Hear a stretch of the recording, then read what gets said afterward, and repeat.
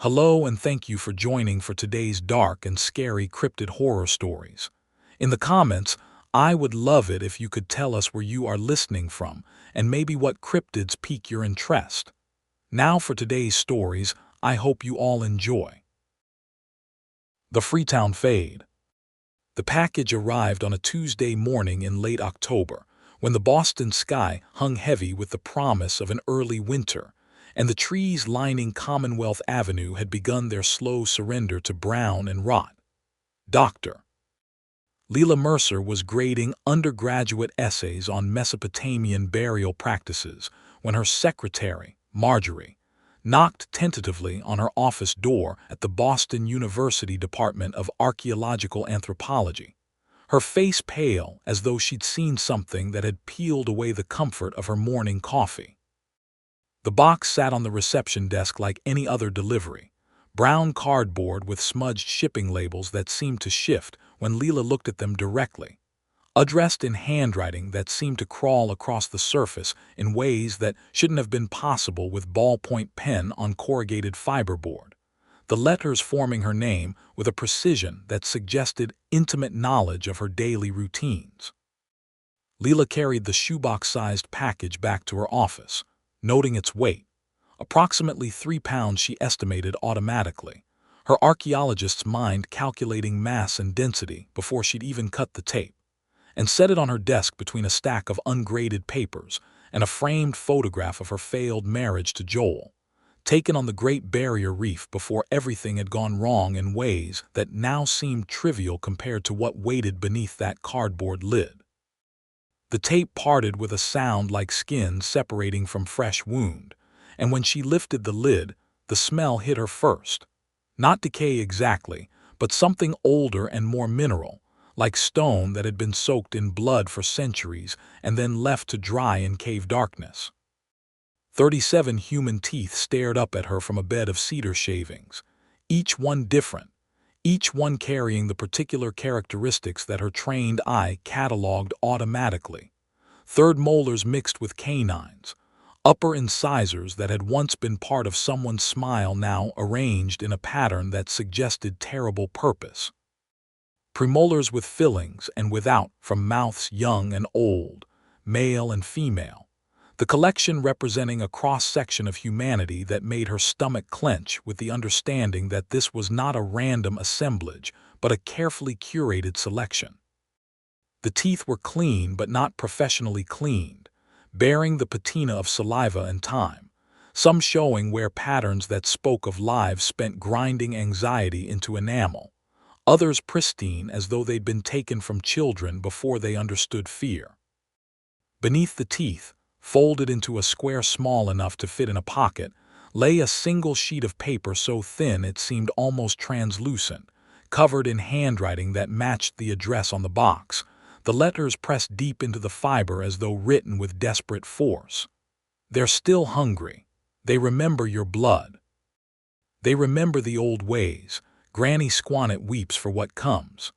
The note was unsigned, but in the bottom corner someone had drawn a symbol, a creature with exaggerated features, long fingers reaching upward, a mouth filled with sharp teeth, and beside it in smaller script, "The forest waits. The hollow is open. Do not enter." Leela photographed everything before calling the police, her academic instinct to document outweighing her fear for nearly 40 minutes as she arranged the teeth on a neutral background and shot them from multiple angles, noting in her field journal the specific characteristics of each tooth, the condition of the roots, the presence or absence of dental work, the subtle variations in coloration that suggested different ages and ethnic origins. When the detectives arrived, 2 men named Morrison and Chen, who smelled of cigarettes and bad coffee and disbelief, they treated the whole thing as a prank until she showed them the note and their faces changed. Morrison's hand drifting unconsciously toward his sidearm while Chen radioed for a forensic team with a voice that had lost its professional detachment. The investigation went nowhere for 3 weeks. The box yielded no fingerprints, no DNA, no shipping records that could be traced through the Postal Service's labyrinthine systems. The teeth were cataloged and entered into databases that turned up nothing. No missing persons matched the dental records. No crime scenes had produced similar evidence. No dental offices reported stolen specimens. Leela was interviewed twice, asked repeatedly if she had enemies, if she had been involved in any controversial excavations, if she had any Native American heritage that might connect her to tribal disputes over ancestral remains. She answered no to everything, but the teeth sat in her dreams, 37 small white monuments to something she couldn't name, and she began to research in earnest, following the one lead she had. The name Granny Squannet, which appeared in Wampanoag legends as a cautionary figure, a creature of the forest who protected the weak, but who also served as guardian to darker things. The disappearances began to surface in her research like bodies rising from drowned graves. Freetown Fade River State Forest, 847 acres of oak and pine, and something else that the maps didn't show, had been swallowing people since before European settlers arrived, the indigenous peoples avoiding it in their oral histories, marking it as a place where the boundary between the human world and something older had worn thin as threadbare cloth. In 1978, 3 teenagers had vanished from a campsite near a creek that appeared on no topographical surveys. Their tents were found shredded from within, their belongings scattered in patterns that suggested panic but no footprints leading away, as though they had simply ceased to exist.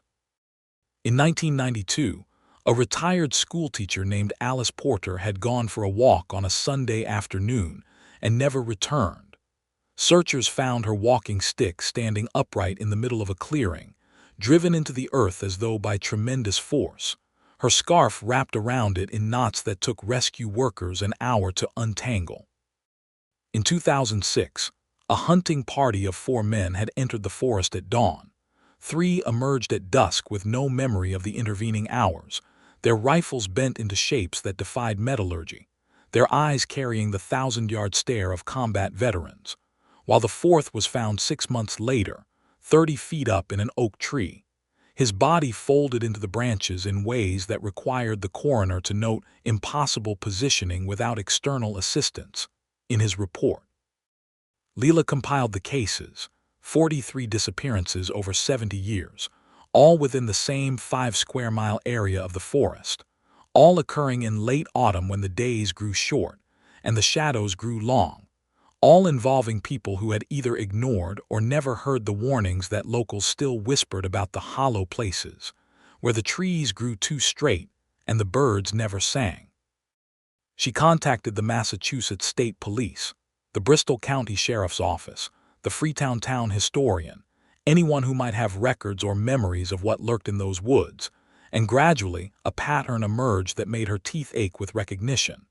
Every disappearance had been preceded by strange sightings, glimpses of small gray figures with 2 long fingers, reports of children's voices laughing where no children should be, the smell of smoke where no fires burned. The Wampanoag Tribal Council refused her calls for 2 weeks before an elder named Joseph Blackwing finally agreed to meet her at a diner in Fall River, arriving an hour late with shadows under his eyes that suggested he hadn't slept in days. He ordered coffee but didn't drink it, watching the steam rise as though reading prophecy in its patterns. "You want to know about the Pukwudgies," he said, not a question but a statement, and when Leela nodded, he closed his eyes and began to speak in a voice that carried the weight of stories told around fires before written language existed. "They are the first people, the ones who were here before the human beings, before the animals, before the trees. They were made from the foam of the sea and the breath of the earth, and they did not welcome the newcomers when the humans came.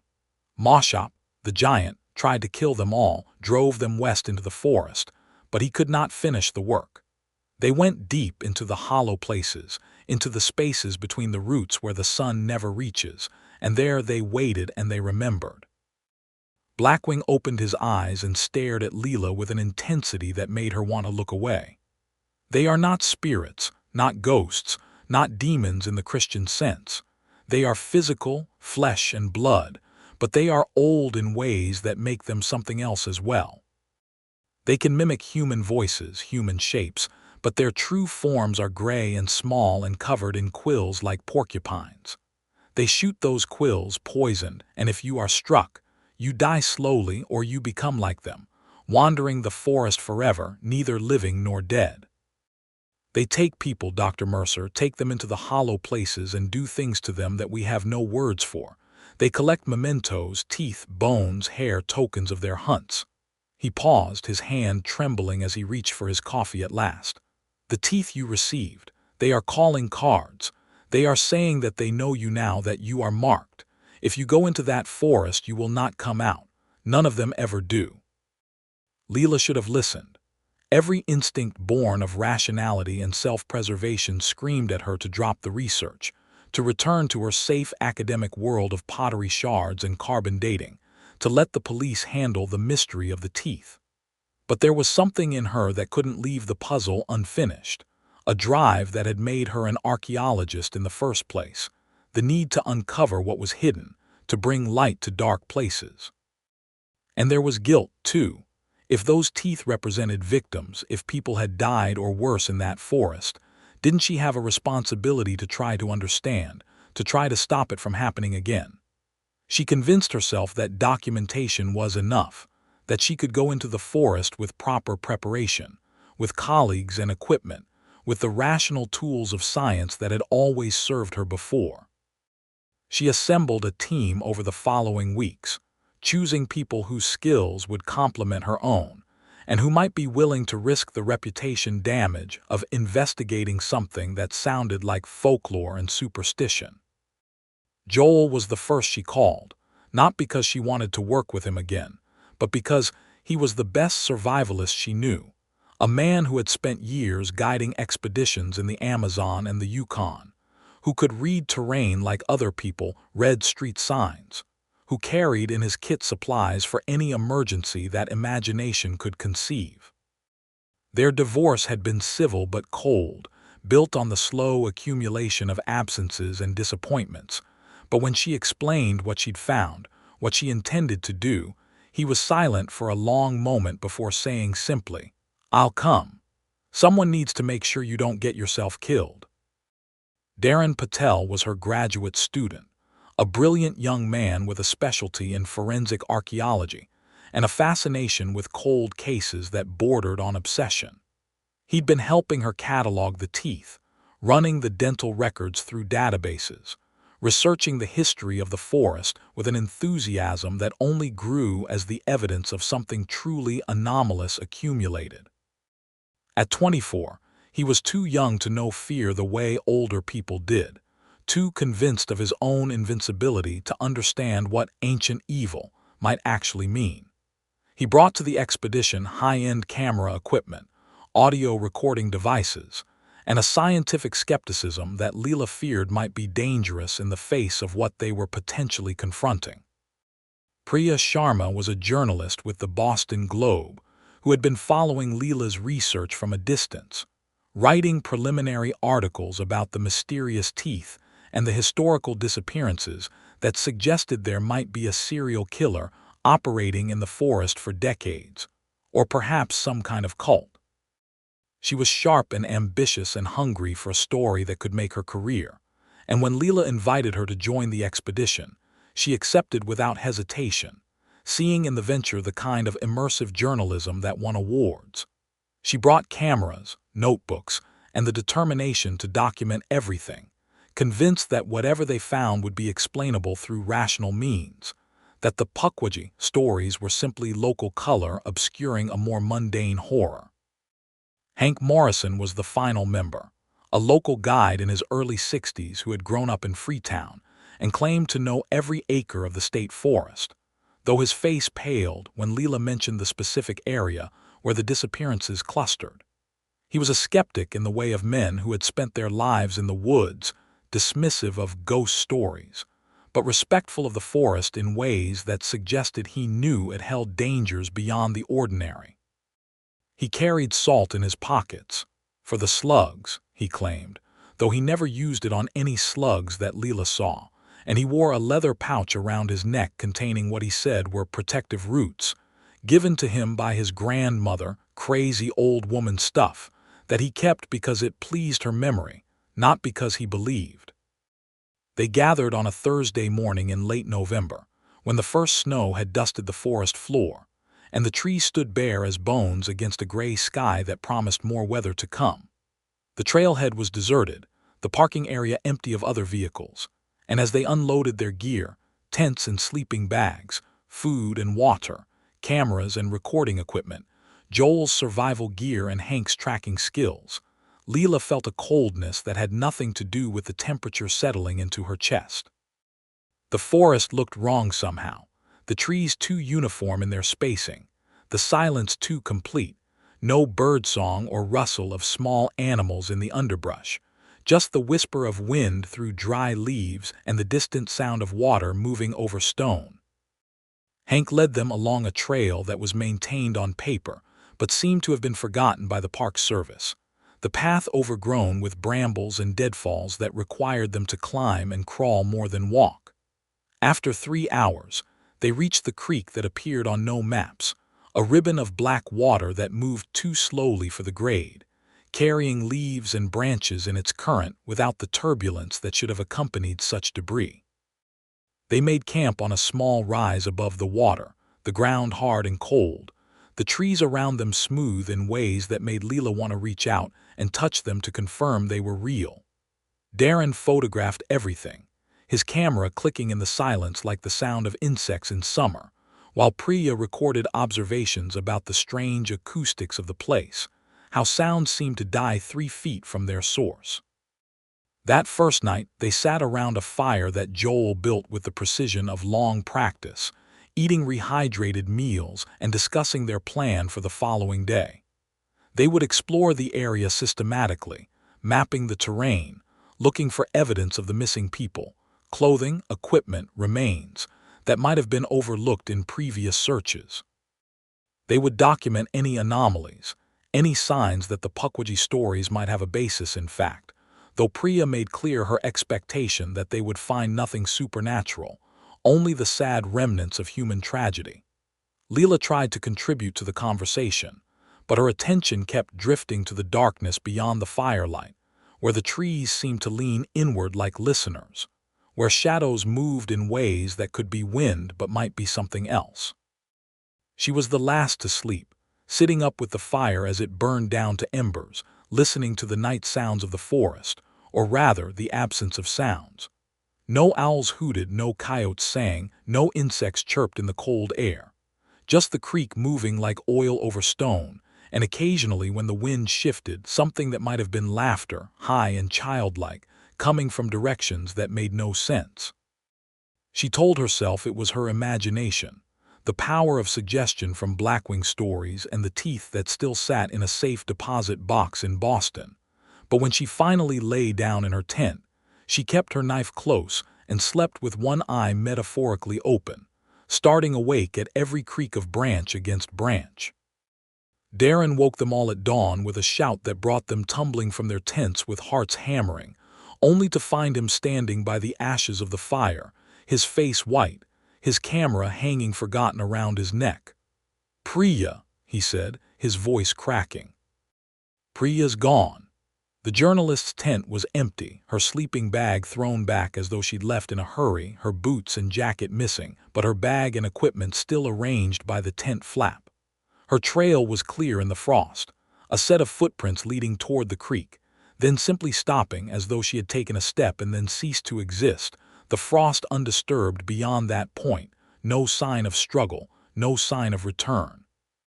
They searched for hours, spreading out in a grid pattern, calling her name until their voices grew hoarse, finding nothing but the strange, smooth trees and the silence that seemed to swallow their words. It was Hank who found the camera, sitting upright on a stump as though placed there deliberately, the lens cap off and the memory card intact.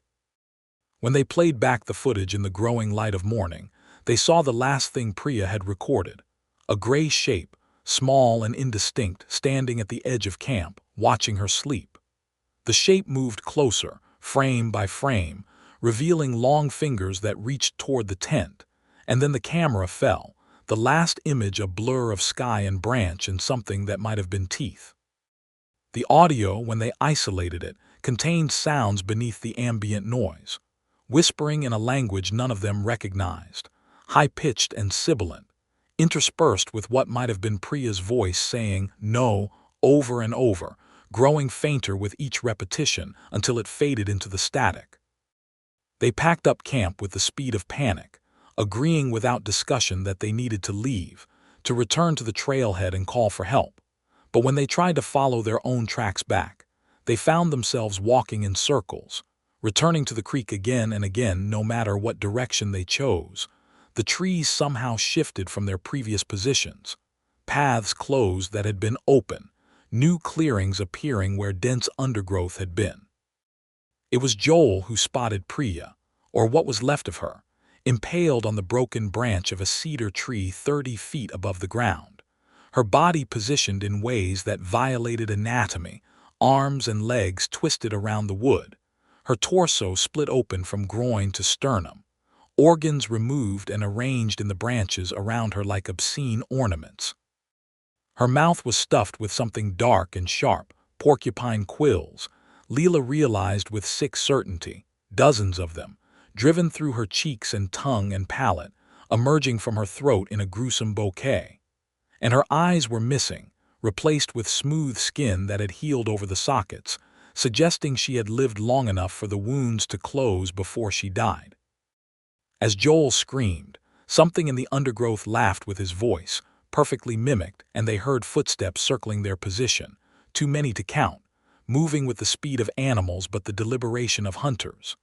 Hank pulled the salt from his pockets and threw it in a circle around them, muttering prayers in a language Leela didn't know. And for a moment the footsteps paused, the laughter stopped, and there was only the sound of their breathing and the wind in the trees. Then the fire started, not from their camp, that was long extinguished, but from Hank's sleeping bag, which erupted in blue flame despite being soaked with morning dew, despite the cold, despite the impossibility of spontaneous combustion. Hank tried to strip out of the bag, but the flames followed him, consuming his clothing, his hair, his skin, and he ran screaming toward the creek, trying to smother the fire in the water, only to find the water burning too, the surface covered in a film of oil that ignited from his touch. He died in agony over the course of 5 minutes, his dying words barely audible above the crackle of his own burning flesh. "There in the trees, there in the trees, there." Darren ran. Leela tried to stop him, tried to grab his arm, but he was gone, sprinting into the forest with the speed of utter terror, his screams receding, and then cutting off with a wet sound like a melon striking pavement. She found him 20 minutes later, following the trail of blood and the sound of something eating, discovered his body in a small clearing where the ground was soft as though tilled. His ribcage peeled open like the petals of some obscene flower, his heart removed and held in the long fingers of a creature that stood no more than 3 feet tall, gray-skinned and covered in quills that moved independently like the spines of a sea urchin. The Pukwudgie turned to face her and she saw its face, humanoid but wrong, the proportions stretched, the nose a slit, the eyes too large and entirely black, reflecting her own terror back at her. It held Darren's heart to its mouth and bit into it with teeth like needles, blood running down its chin in thick rivulets, and it smiled at her with that blood-stained mouth, smiled with genuine pleasure, before opening its jaws far wider than anatomy should allow and swallowing the heart whole, the lump of it visible moving down the creature's throat like a rat passing through a snake. Leela ran. She didn't remember the decision, only the action, her feet carrying her through brush that tore at her clothes and skin, branches whipping her face until she bled, the sound of pursuit behind her, not footsteps but the rustle of quills against bark, the whisper of voices speaking her name in Darren's voice, in Priya's voice, in Hank's charred voice. She ran until she couldn't breathe, until her lungs were fire and her legs were rubber, until she burst through a wall of undergrowth and found herself at the edge of a hunting cabin she hadn't seen before, the door hanging open, the interior dark and inviting. She barricaded herself inside with shaking hands, using furniture that seemed too old to be real, chairs and tables made from wood that predated the settlement of Massachusetts, constructed with joinery techniques that belonged to other continents, other millennia. The cabin had no windows, only walls of dark wood that seemed to breathe, expanding and contracting with a rhythm that matched her own racing heart. She sat in the corner with her back to the intersection of two walls, knife in hand, and waited for dawn. At midnight, by the light of a moon she couldn't see, the scratching began on the roof. The sound of small claws, many of them, moving across the shingles in patterns that suggested a language, a communication. Then they began to drop through the ceiling, not breaking through but passing through, as though the wood were merely suggestion, as though the physical laws that governed her world were local ordinances that didn't apply to them. They landed on the floor with soft thumps. 7 of them she counted in the darkness, small gray shapes that glowed faintly with their own luminescence, their quills raised and clicking against each other like the chatter of insects. One of them unfolded as she watched, its body bending in ways that broke her understanding of joints and skeletons, unfolding into something larger, something that wore the shape of a porcupine but stood on legs that were almost human, its face splitting to reveal more teeth than a shark, its fingers, those long, impossibly long fingers, reaching for her with the inevitability of nightmare.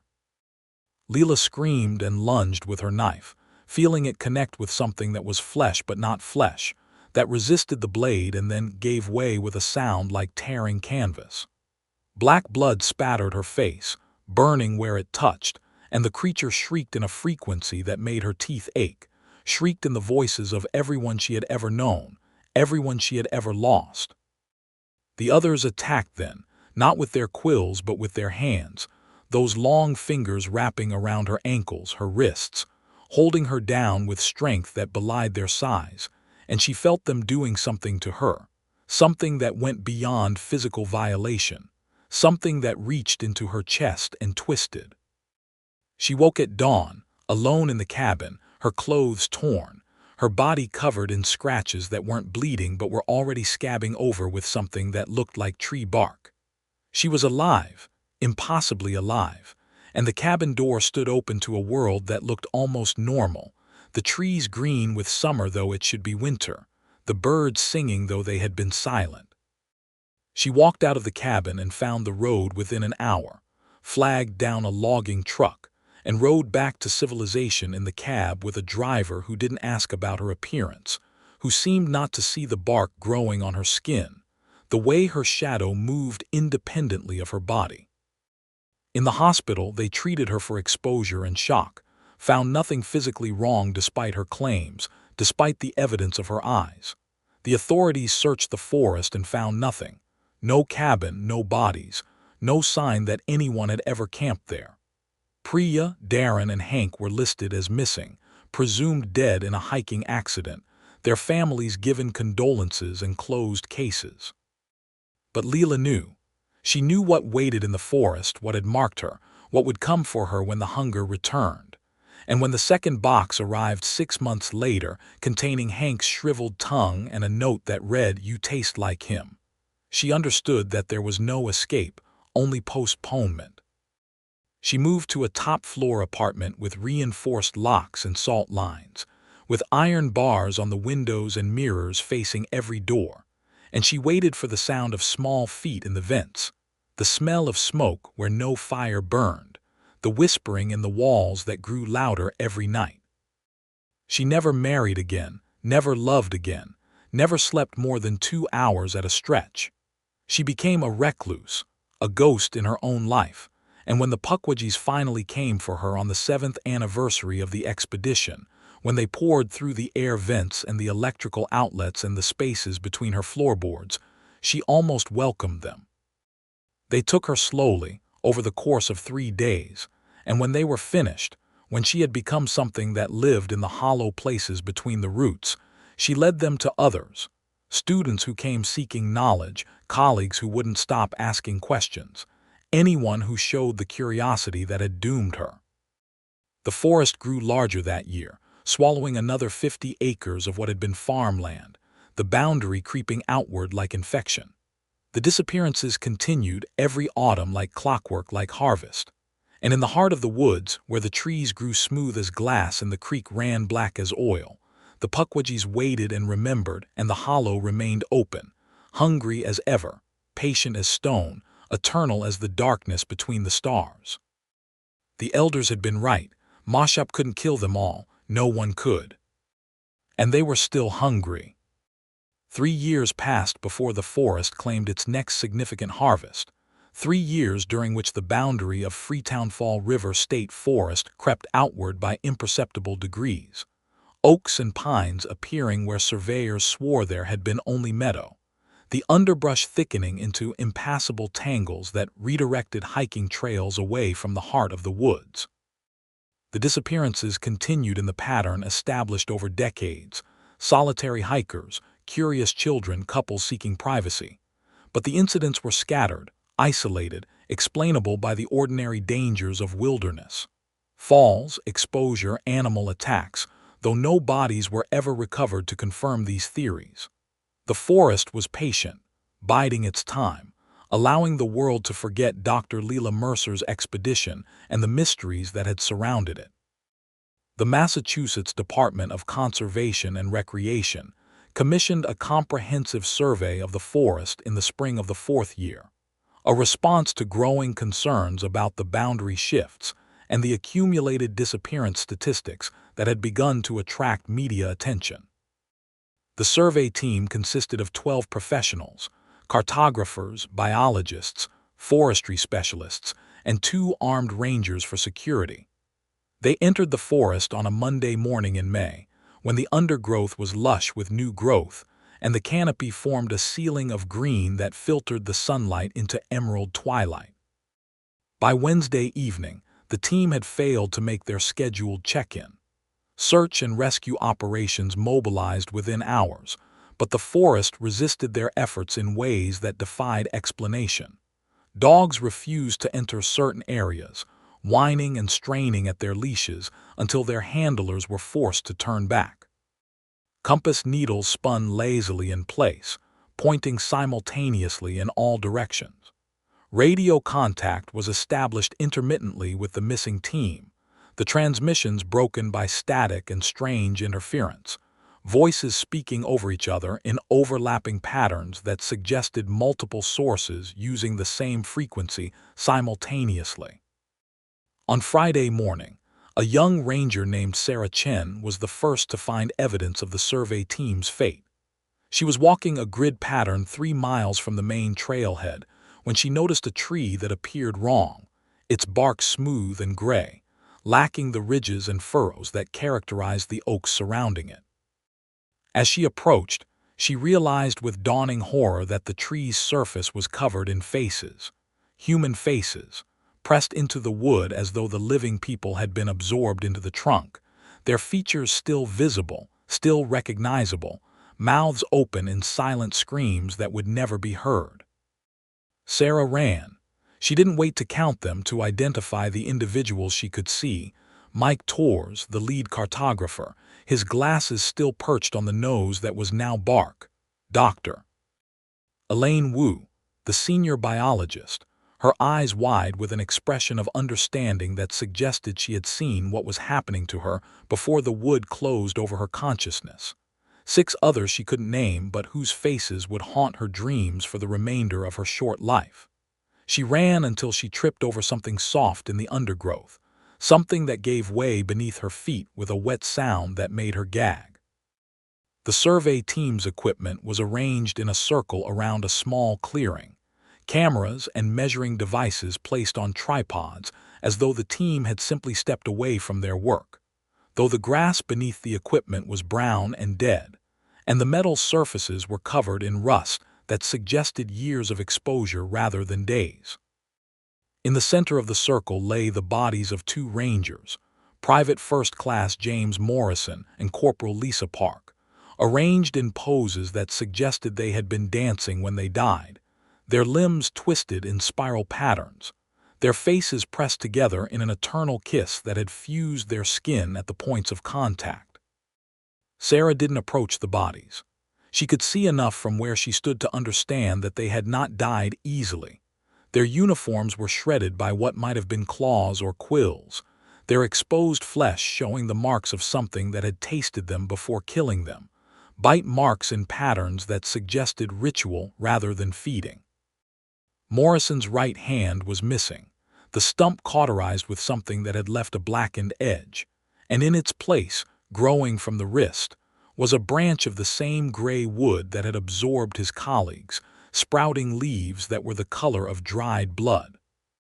She was still staring when the whispering started, voices from the trees around her speaking her name in the tones of her mother, her father, her childhood friends, people who had no reason to be in this forest, people who might not even be alive to speak. The voices grew louder, overlapping, creating a cacophony of familiar sounds that made her want to run toward them, to find the sources, to embrace whatever was producing such perfect imitations of love and safety. Sarah Chen was found 3 days later, wandering the highway that passed 3 miles from the forest's edge, naked and covered in a substance that looked like pitch but smelled like the ocean at low tide. She was catatonic, unresponsive to questions or stimuli, her eyes tracking movements that no one else could see. She was taken to St. Luke's Hospital in New Bedford, where she remained in a vegetative state for 7 weeks before dying of apparent organ failure, her body simply ceasing to function, despite the absence of any underlying pathology that the doctors could identify. During her autopsy, the medical examiner discovered something that was not reported in the official findings, something that caused him to request an immediate transfer to another department, and eventually led to his early retirement and move to Arizona. Inside Sarah's chest cavity, nestled among her organs in positions that suggested careful placement rather than natural growth, were 37 small stones, each one carved with symbols that matched none of the known indigenous languages of the region. The stones were warm to the touch, and when the medical examiner held them, he heard whispering for weeks afterward, voices that followed him into his dreams and eventually drove him to the edge of sanity. The official report listed Sarah Chen's death as complications from exposure and psychological trauma. The survey team was declared missing, presumed dead, their families given the standard condolences and the closure of cases that would never be solved. But in the indigenous communities surrounding the forest, in the oral histories passed down through generations of Wampanoag and Narragansett and other tribes, the story grew and changed, becoming a warning that spread beyond the boundaries of the state, carried by people who understood that some places were not meant to be mapped, some forests not meant to be entered. Dr. Joel Mercer heard about the survey team's disappearance on the evening news, sitting in his apartment in Seattle where he had fled after Leela's expedition, after the nightmares that had followed him across the continent, after the certainty that something was watching him from shadows that grew longer each autumn. He had tried to forget what he had seen in that forest, tried to convince himself that the Pukwudgies were simply local legends, that Priya's death had been the work of a deranged killer, that Leela's subsequent disappearance and the rumors of her involvement in later disappearances were the product of grief and mental illness. But he had seen the creature holding Darren's heart. He had heard the voices in the trees, and he knew, with the certainty of someone who has touched absolute darkness, that the forest was still hungry. The news report mentioned the faces in the tree, the detail leaked by someone in the search and rescue team who couldn't contain their horror. Joel felt something shift inside him, a door that he had kept locked for 3 years swinging open to reveal what waited beyond. He knew what the faces meant. He knew what was happening to the forest, to the boundary between the human world and the hollow places where the Pukwudgies waited. And he knew, with a clarity that made him weep, that he would have to return. He spent 2 weeks preparing, longer than he had spent preparing for any expedition since his professional days, consulting texts and experts, that he would have dismissed as superstitious nonsense before his experience in the Freetown forest. He contacted Joseph Blackwing, the Wampanoag elder who had spoken to Leela, and found him living in a nursing home in Providence, dying of cancer but still sharp, still aware, still terrified. "You've seen them," Blackwing said, not a question but a statement, and when Joel nodded, the old man closed his eyes and began to speak in the voice of prophecy. "The hollow is expanding. It has always expanded slowly over centuries, but now it grows faster. The Pukwudgies are feeding more, taking more, and each feeding makes them stronger, makes the boundary thinner. They are preparing for something, some great awakening that was prophesied in the oldest stories, the ones even Moshop feared. The forest will swallow everything eventually, all of Massachusetts, all of New England, unless someone stops them." Blackwing opened his eyes and stared at Joel with an intensity that suggested he was seeing something beyond the hospital room, something vast and terrible. "But you cannot stop them with iron or fire or salt. Those are temporary measures, defenses, not weapons. To truly end them, you need their true name. Not Pukwudgie, that is what we call them, a name given by humans. Their true name, the name they call themselves, the name that has power over them. And that name is hidden, guarded, buried so deep that no living human has spoken it for 10,000 years." Joel asked how he could find the name, and Blackwing laughed, a bitter sound that turned into coughing that brought up blood. "You cannot find it, it must be given. And the only ones who can give it are the Pukwudgies themselves, or the things they have made, the hollow ones, the changed ones." The old man's eyes focused on Joel with terrible clarity. "Your wife, Leela, she is one of them now. She knows the name, and she is waiting for you." Joel returned to Massachusetts in early October, when the leaves were turning, and the air carried the scent of decay and preparation. He entered the forest alone, carrying only what he could fit in a backpack: salt, iron, mirrors, the protective roots that Blackwing had given him before dying 2 days after their conversation. He didn't follow the trails, knowing that the trails led nowhere, that the forest redirected travelers away from the heart of its darkness. Instead, he used his survival skills to move through the undergrowth, compass and map abandoned as useless, navigating by the stars when he could see them through the canopy, by the sound of the creek when he couldn't. He found the cabin on the 3rd day, the same cabin where Leela had barricaded herself against the Pukwudgies, though it had moved since then, relocated to a different part of the forest, surrounded by different trees, different undergrowth. The door stood open, an invitation, and he could smell something cooking inside, something that might have been meat if he hadn't known better.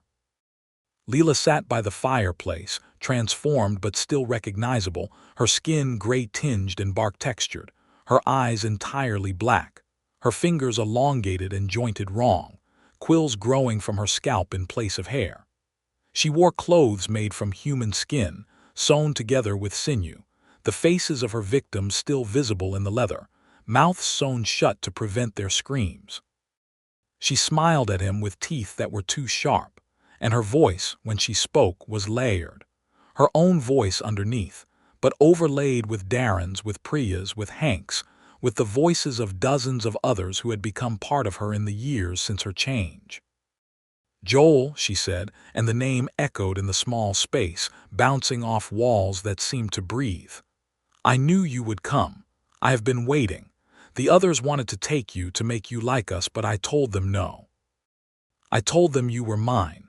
She stood, moving with a fluidity that suggested she had grown accustomed to her new form, and approached him with steps that didn't quite touch the floor. "Do you want to know why I sent you the teeth? Do you want to know why I marked you, why I have been watching you, why I have protected you from the others?" Joel didn't answer. He was frozen, not with fear but with something worse, recognition.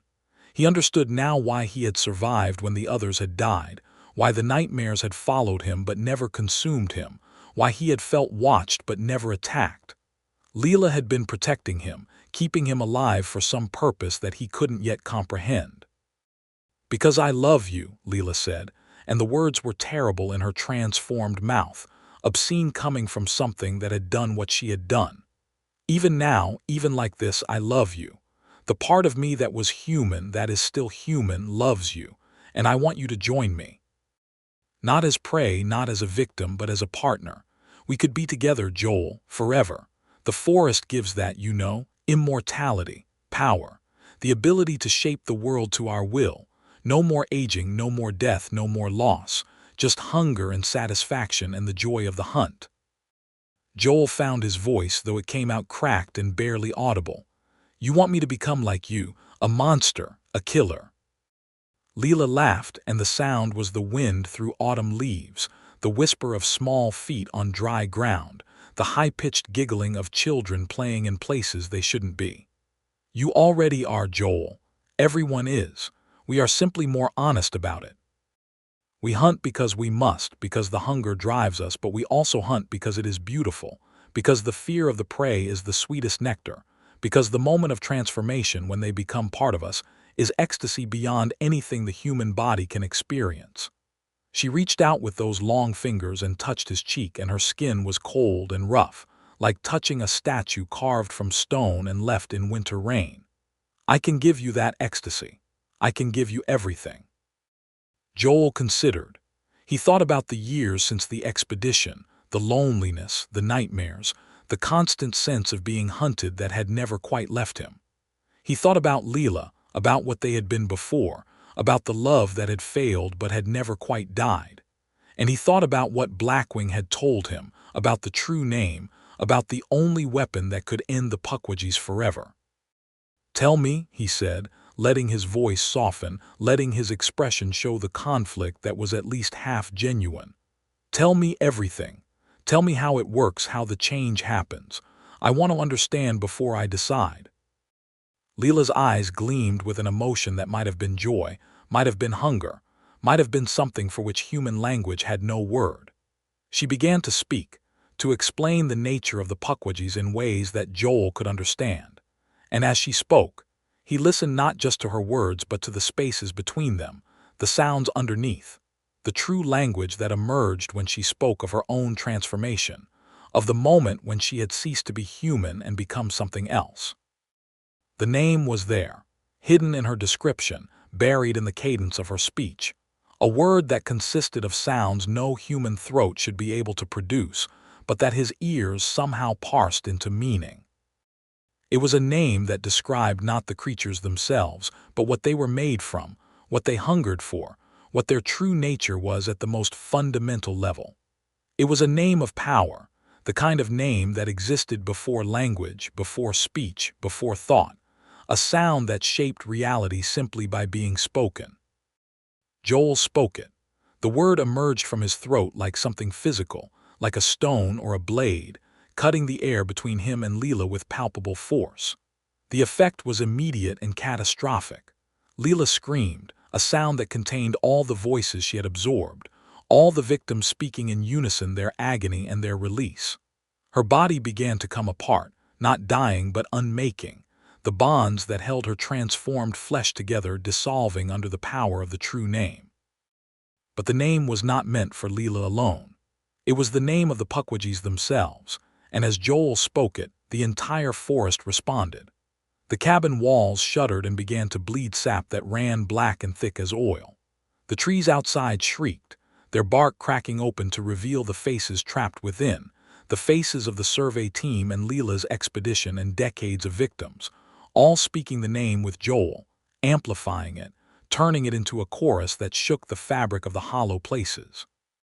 The Pukwudgies came then, drawn by the sound of their own destruction, pouring through the walls of the cabin in numbers that Joel couldn't count, couldn't comprehend. They attacked him, not with their quills but with their bodies, throwing themselves at him with the desperation of creatures that understood they were facing extinction. But the name had power, and Joel continued to speak it, forcing the sounds from his throat though they tore his vocal cords, though blood ran down his chin, though his vision blurred and his consciousness wavered on the edge of darkness. Leela was dying. He could see it, could see the human part of her emerging from the dissolution of her transformed self, her eyes clearing, becoming brown again, becoming human, filled with recognition and love and terror.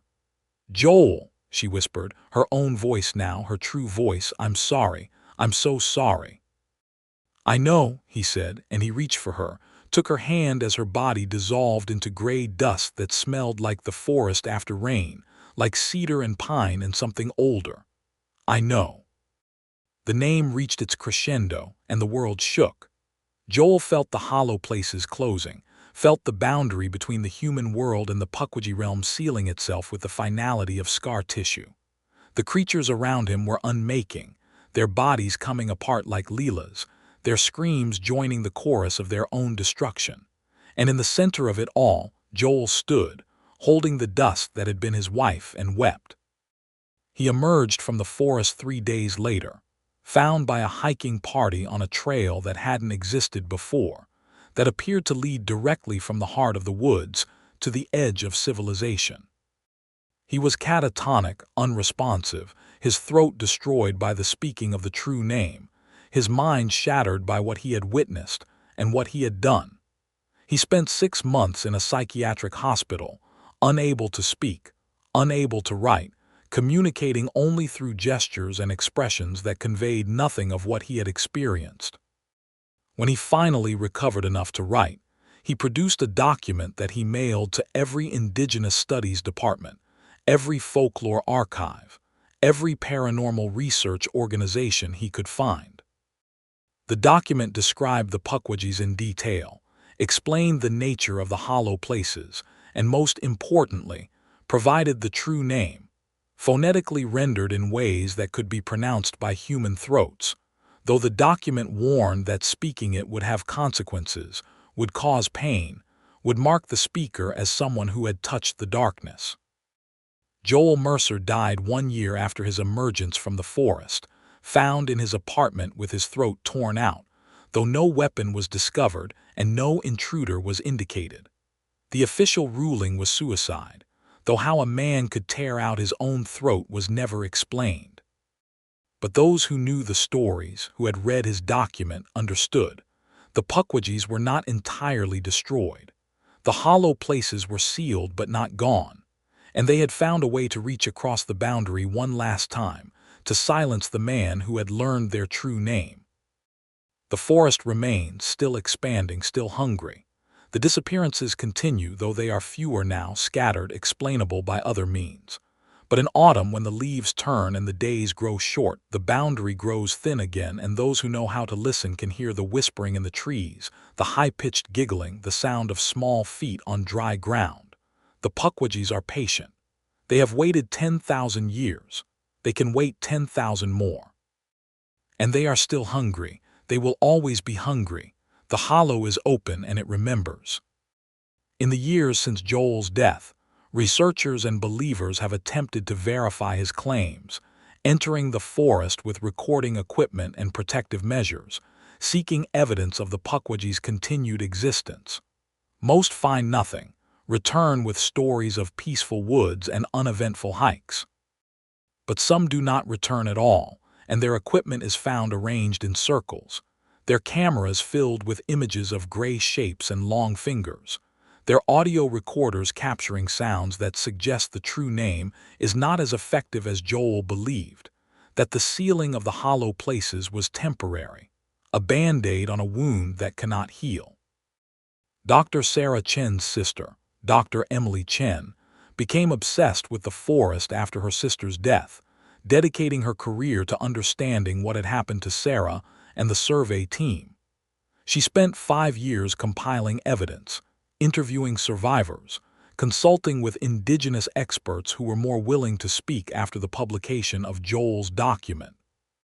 In her final paper, published 3 months before her own disappearance, she proposed a theory that the Pukwudgies were not merely creatures of the forest but manifestations of something deeper, older, a fundamental aspect of the universe that took form in response to human fear and belief, that existed wherever the boundary between the known and the unknown grew thin.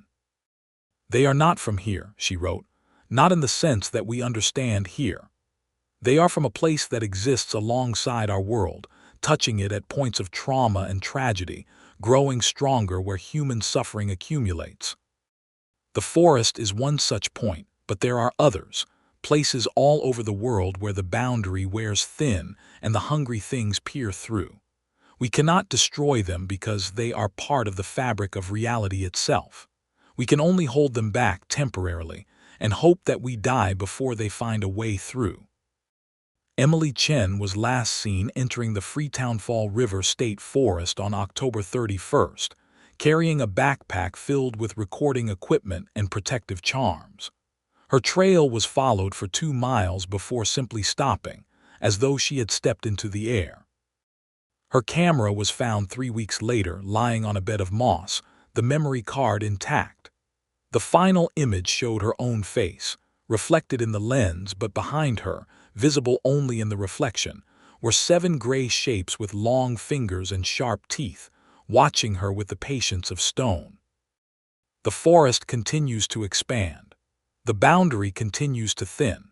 And somewhere in the hollow places between the roots where the sun never reaches, the Pukwudgies wait and remember, and hunger, always hunger, for the taste of human fear, for the sound of human screams, for the moment when another soul joins their infinite chorus of the taken, the transformed, the eternal. The hollow is open. The hollow has always been open, and it will remain open long after the last human voice has faded into silence, waiting for something new to walk into its darkness, something new to feed its endless appetite. Because they are still hungry, they will always be hungry, and the forest remembers everything. The night the Menehune came back. The jungle had a way of swallowing sounds, not muffling them, not absorbing them, but consuming them, eating the vibrations out of the air until even screams became whispers and whispers became silence. This was the first thing Bradley Hartwell noticed about Collie, the first warning sign that his tech bro arrogance had led him into territory where his money and his status meant nothing. The second thing he noticed was the smell. It wasn't the smell of tropical paradise, the sultan floral perfume that the resort's marketing materials promised. It was something older, something that existed beneath the manufactured sense of tourism. The smell of wet earth and rotting vegetation, of animal dens and decomposition, of secrets that had been buried in volcanic soil for centuries. "Dude, this place is amazing." His son, Tristan, was filming on his phone, spinning in a circle to capture the 360-degree view of the jungle that surrounded their luxury eco-villa. "I'm gonna get so many followers with this content. Jungle adventure, Hawaiian mystique, exclusive location." "Put the phone away, Tristan." Bradley's wife, Melissa, didn't look up from her own phone, where she was monitoring her social media engagement in real time. "We're supposed to be experiencing nature, not documenting it." Experiencing nature is for poor people.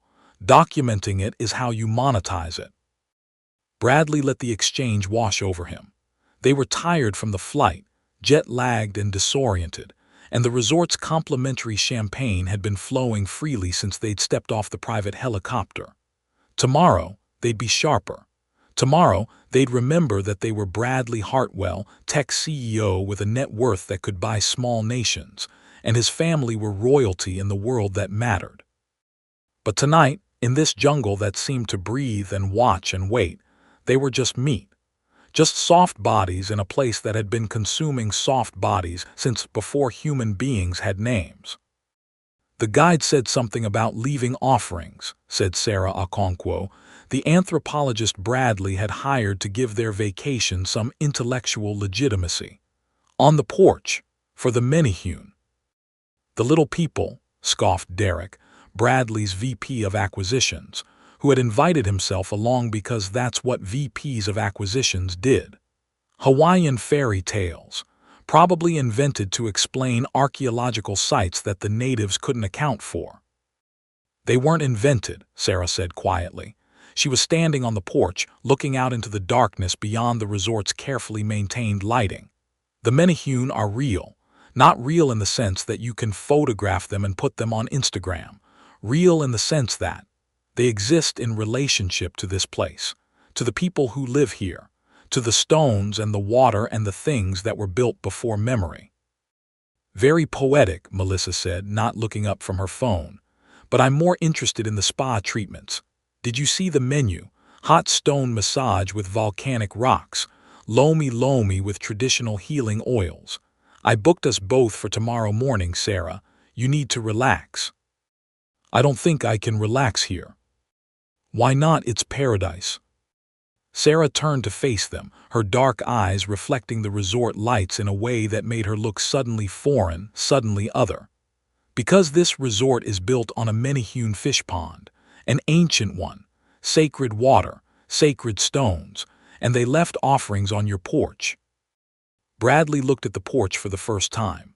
There beside the door was a small pile of stones arranged in a pattern, and next to the stones, bananas.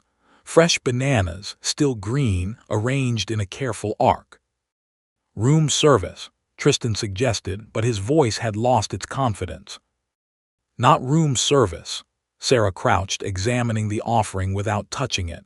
This is traditional. The Menehune accept offerings. In exchange, they allow trespass. They permit the stones to be moved, the water to be used. But the offerings must be accepted. The permission must be granted.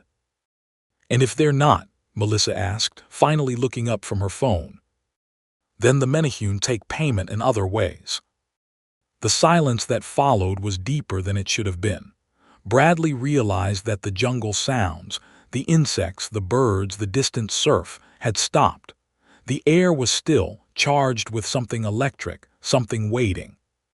This is ridiculous, Derek said, breaking the spell with his bluster. We're at a 5-star resort, not some superstitious village. I'm going to bed. Tomorrow, we're doing the zipline tour and the helicopter ride over the volcano, and then we're having dinner at that restaurant that grows its own produce. That's what I paid for, not ghost stories. He stomped off to his villa, and the others drifted away, to their rooms, to their beds, to their dreams of wealth and power and the comfortable certainty that the world operated according to rules they understood. Only Sarah remained on the porch, staring at the bananas, at the stones, at the darkness that seemed to press against the resort's boundaries like water against a dam. Don't eat them, she whispered to the empty air. Don't touch them, just leave them be. But she knew, with the certainty of someone who had studied belief systems from the outside, that the offering had already been rejected. The bananas would be cleared away in the morning, thrown into the trash by staff who had their own relationship with the old ways, their own compromises with powers they didn't name. And the Menehune would notice. Tristan Hartwell woke at 3 a.m. with a craving for adventure. He was 17, entitled and bored, his entire existence mediated through screens and social media metrics. The jungle outside his window represented content, the kind of content that went viral, that built personal brands, that separated the influencers from the wannabes.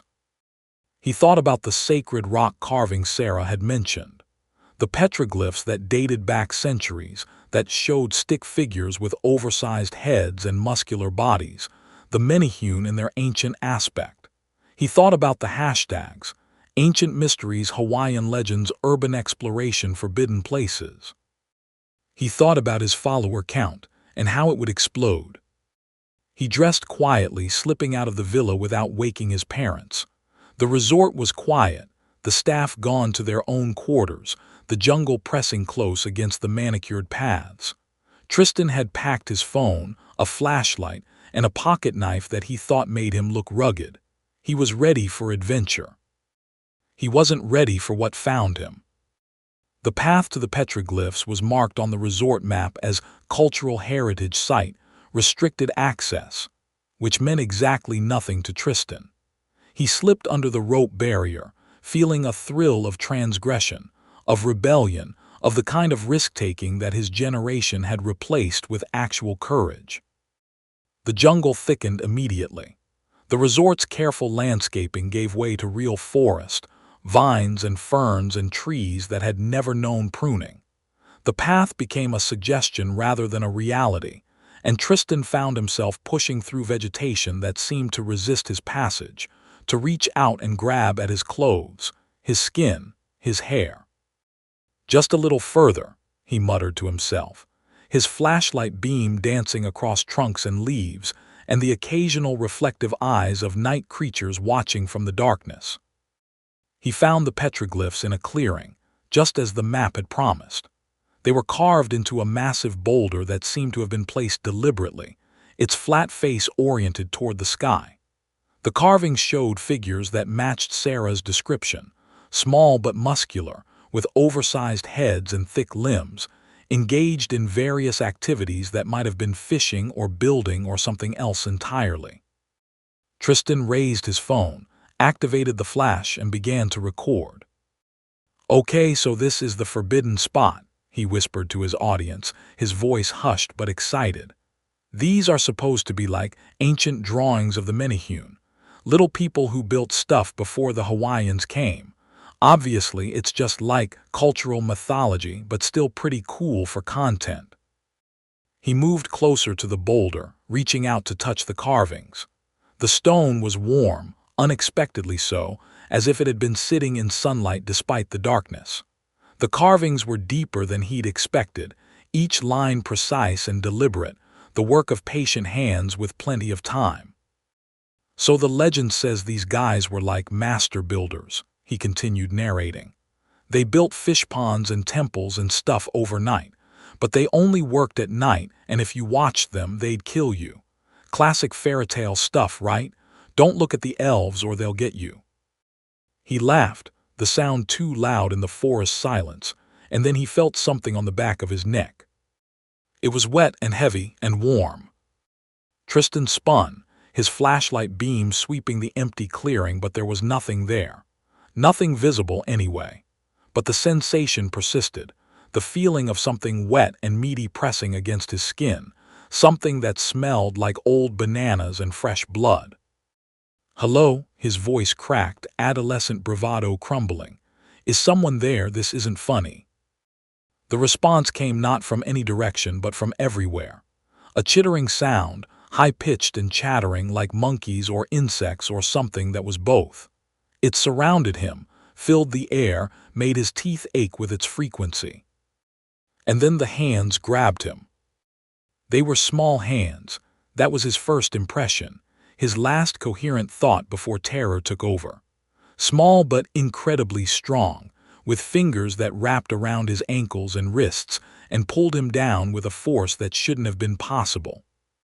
He screamed, but the jungle ate his scream, swallowed it whole, and the hands pulled him into the underbrush with a speed that left his flashlight and phone behind, still recording, still casting light on the petroglyphs where the small muscular figures seemed to be moving, reaching out, claiming him. The last thing the camera recorded, before it was buried under leaves and forgotten, was Tristan's face, mouth open in a scream that made no sound, eyes wide with the understanding that he was going to die, that the legends were real, that the little people were real, and they were very, very angry.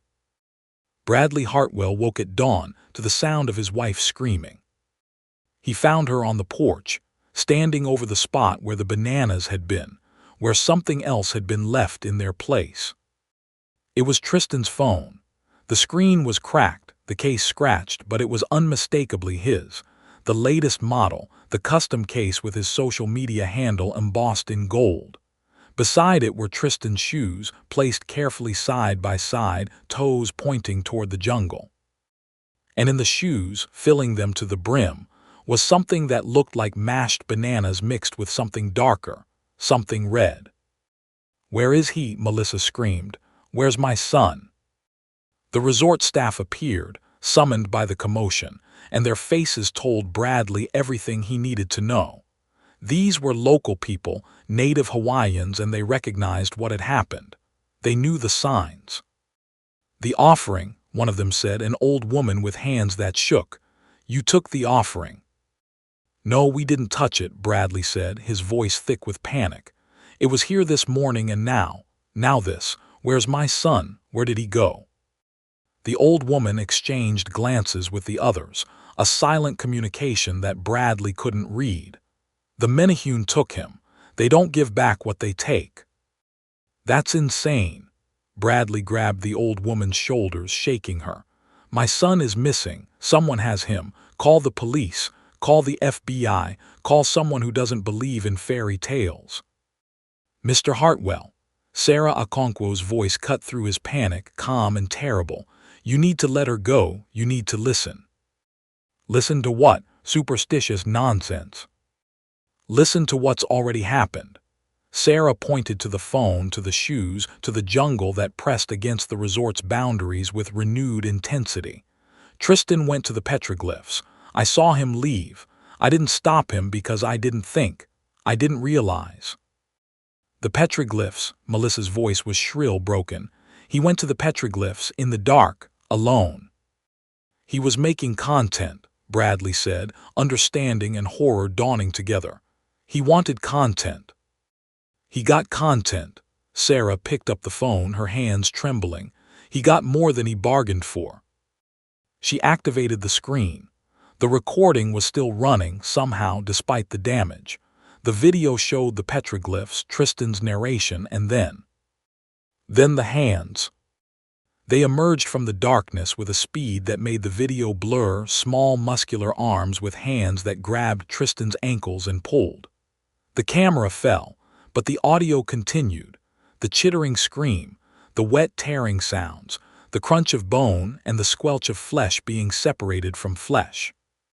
And the laughter, high-pitched, chattering laughter that sounded like it was coming from dozens of throats at once, like a swarm of insects finding something delicious. Turn it off, Melissa whispered.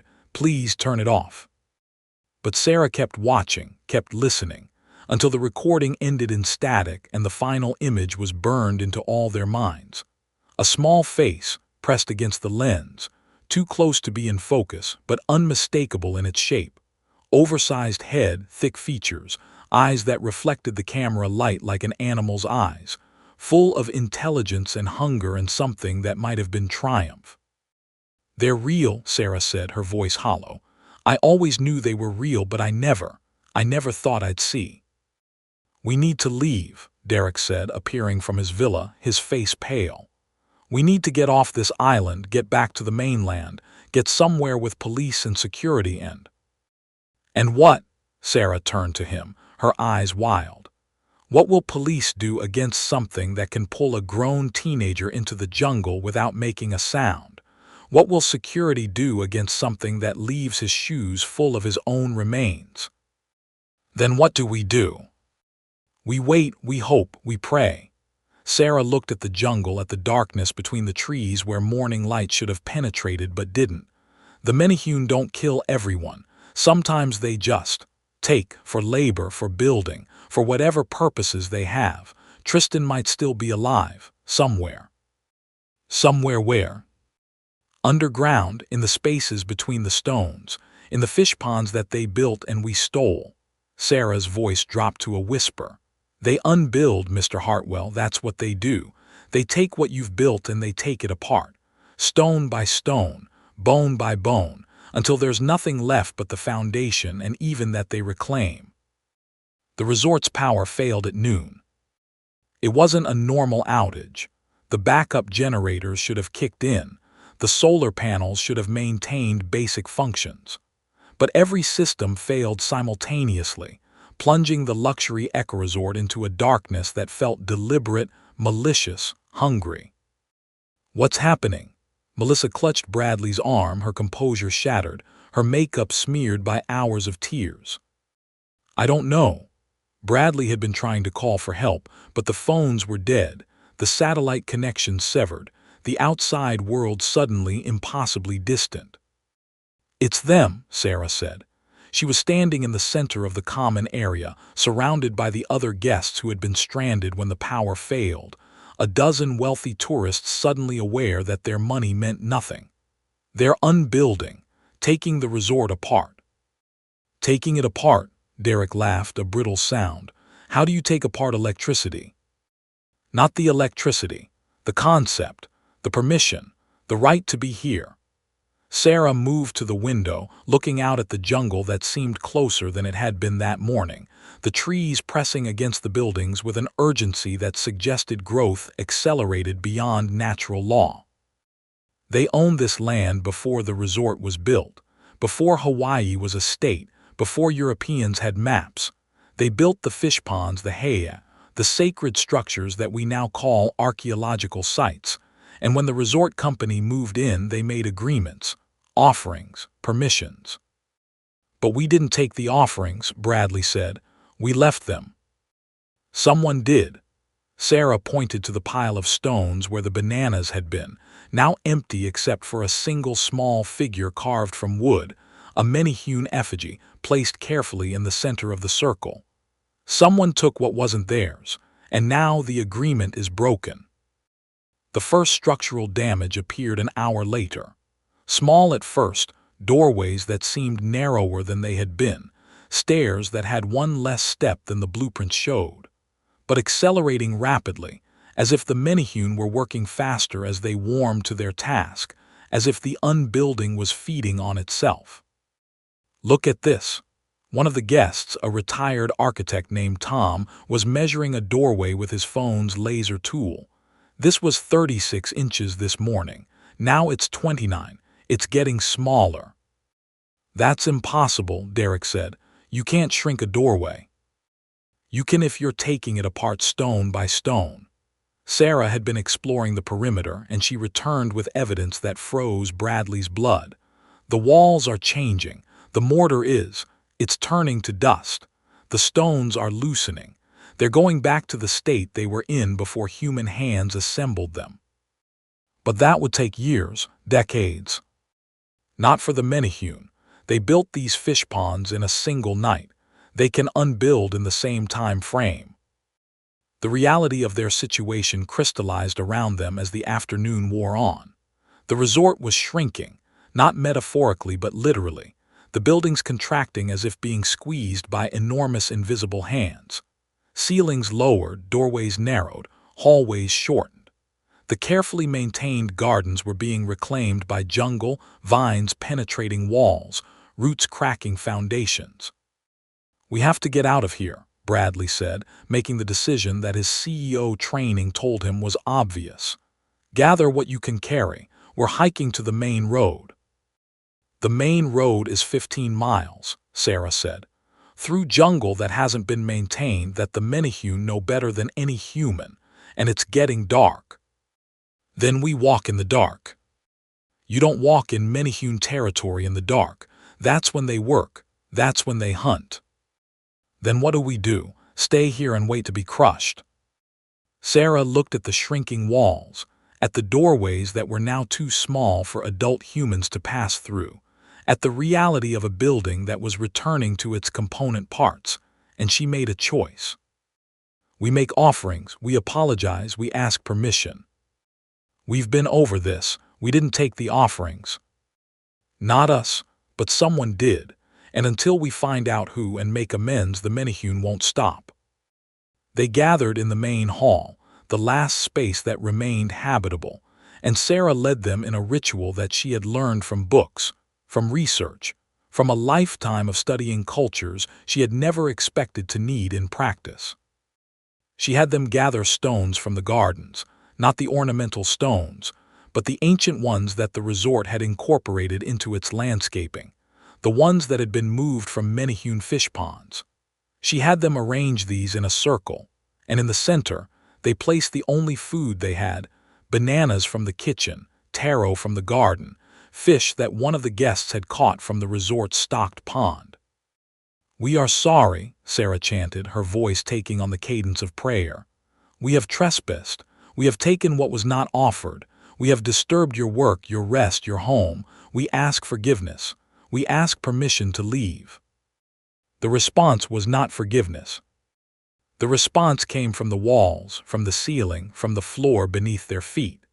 It was the sound of movement, of many small bodies scurrying, of tools striking stone, of the ancient work that the Menehune had never stopped, only paused. And then the walls began to bleed. Not blood, that would have been comprehensible. would have fit within the categories of horror that Bradley understood.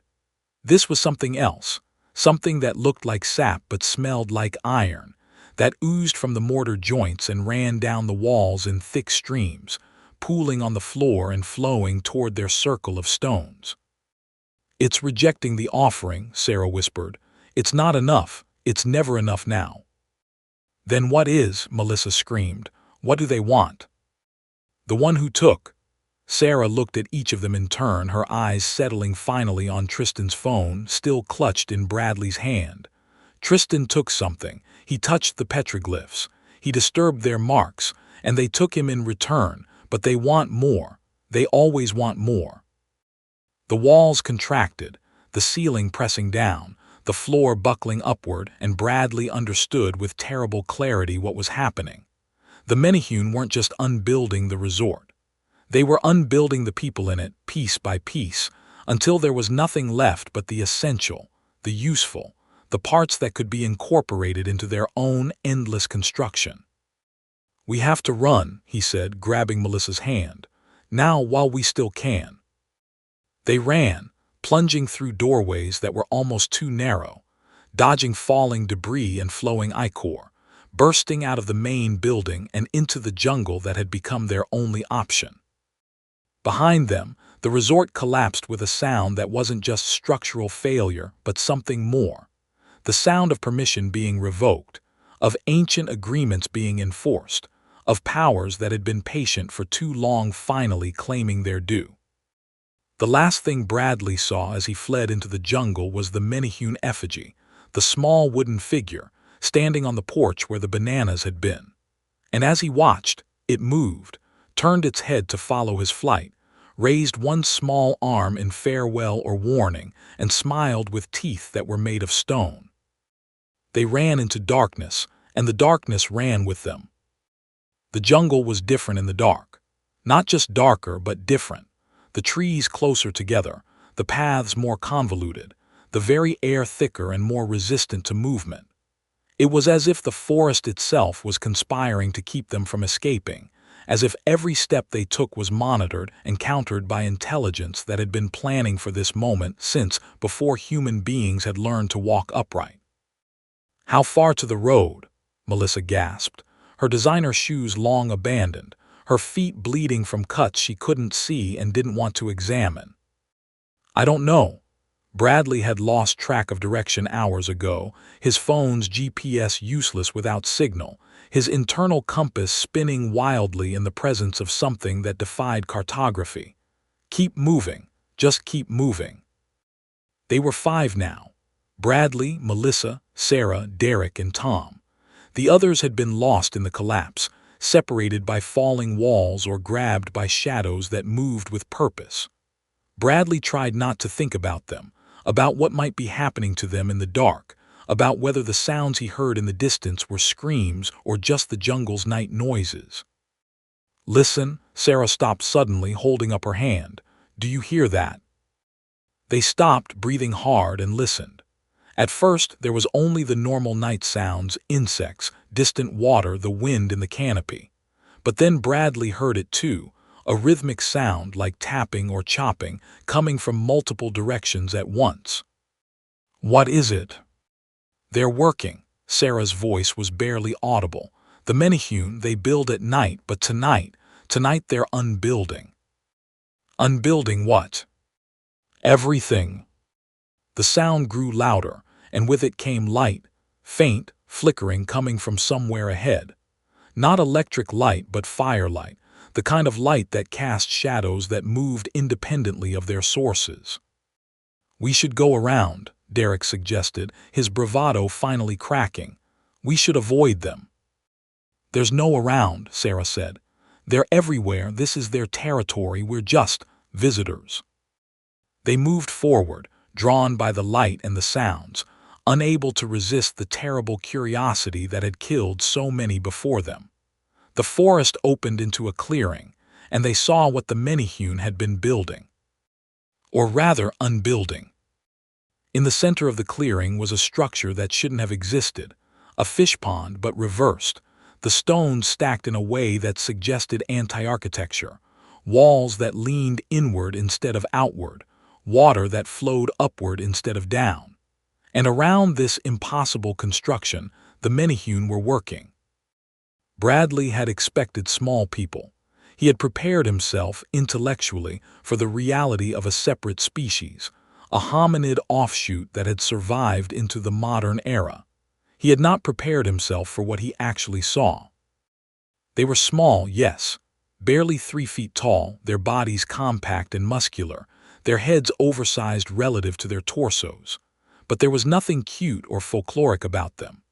Their skin was gray-brown, the color of wet stone, and it moved wrong, rippling like muscle, but without the underlying structure of bone, as if their bodies were held together by something other than anatomy. Their faces were human enough to recognize, but inhuman enough to horrify. The features were too large, too mobile, capable of expressions that no human face could achieve. Their eyes were black, reflecting firelight without warmth, and their mouths. Their mouths were full of teeth, not just incisors and molars, but teeth that filled every available space, needle-sharp and arranged in rows that suggested sharks or deep-sea predators rather than any terrestrial creature. And they were eating. Not the offerings that Sarah had described, not bananas or taro or fish. They were eating the resort guests who had been separated from the group, the ones who hadn't escaped the collapse. Bradley saw Tom's wife, or what remained of her, being passed from hand to hand, small fingers tearing flesh with the efficiency of butchers, teeth stripping meat from bone with the precision of surgical instruments. But worse than the eating was the building. The Menehune weren't just consuming the bodies. They were using them. Flesh was being woven into nets, bone being lashed together into frames, organs being arranged in patterns that suggested both art and function. The remains were being incorporated into their construction, becoming part of the anti-fish pond that defied physics and decency. "Oh God," Melissa whispered, her hand over her mouth. "Oh my God, oh my God." One of the Menehune turned. Its head rotated with inflexibility that suggested no spine, no skull, only the appearance of structure.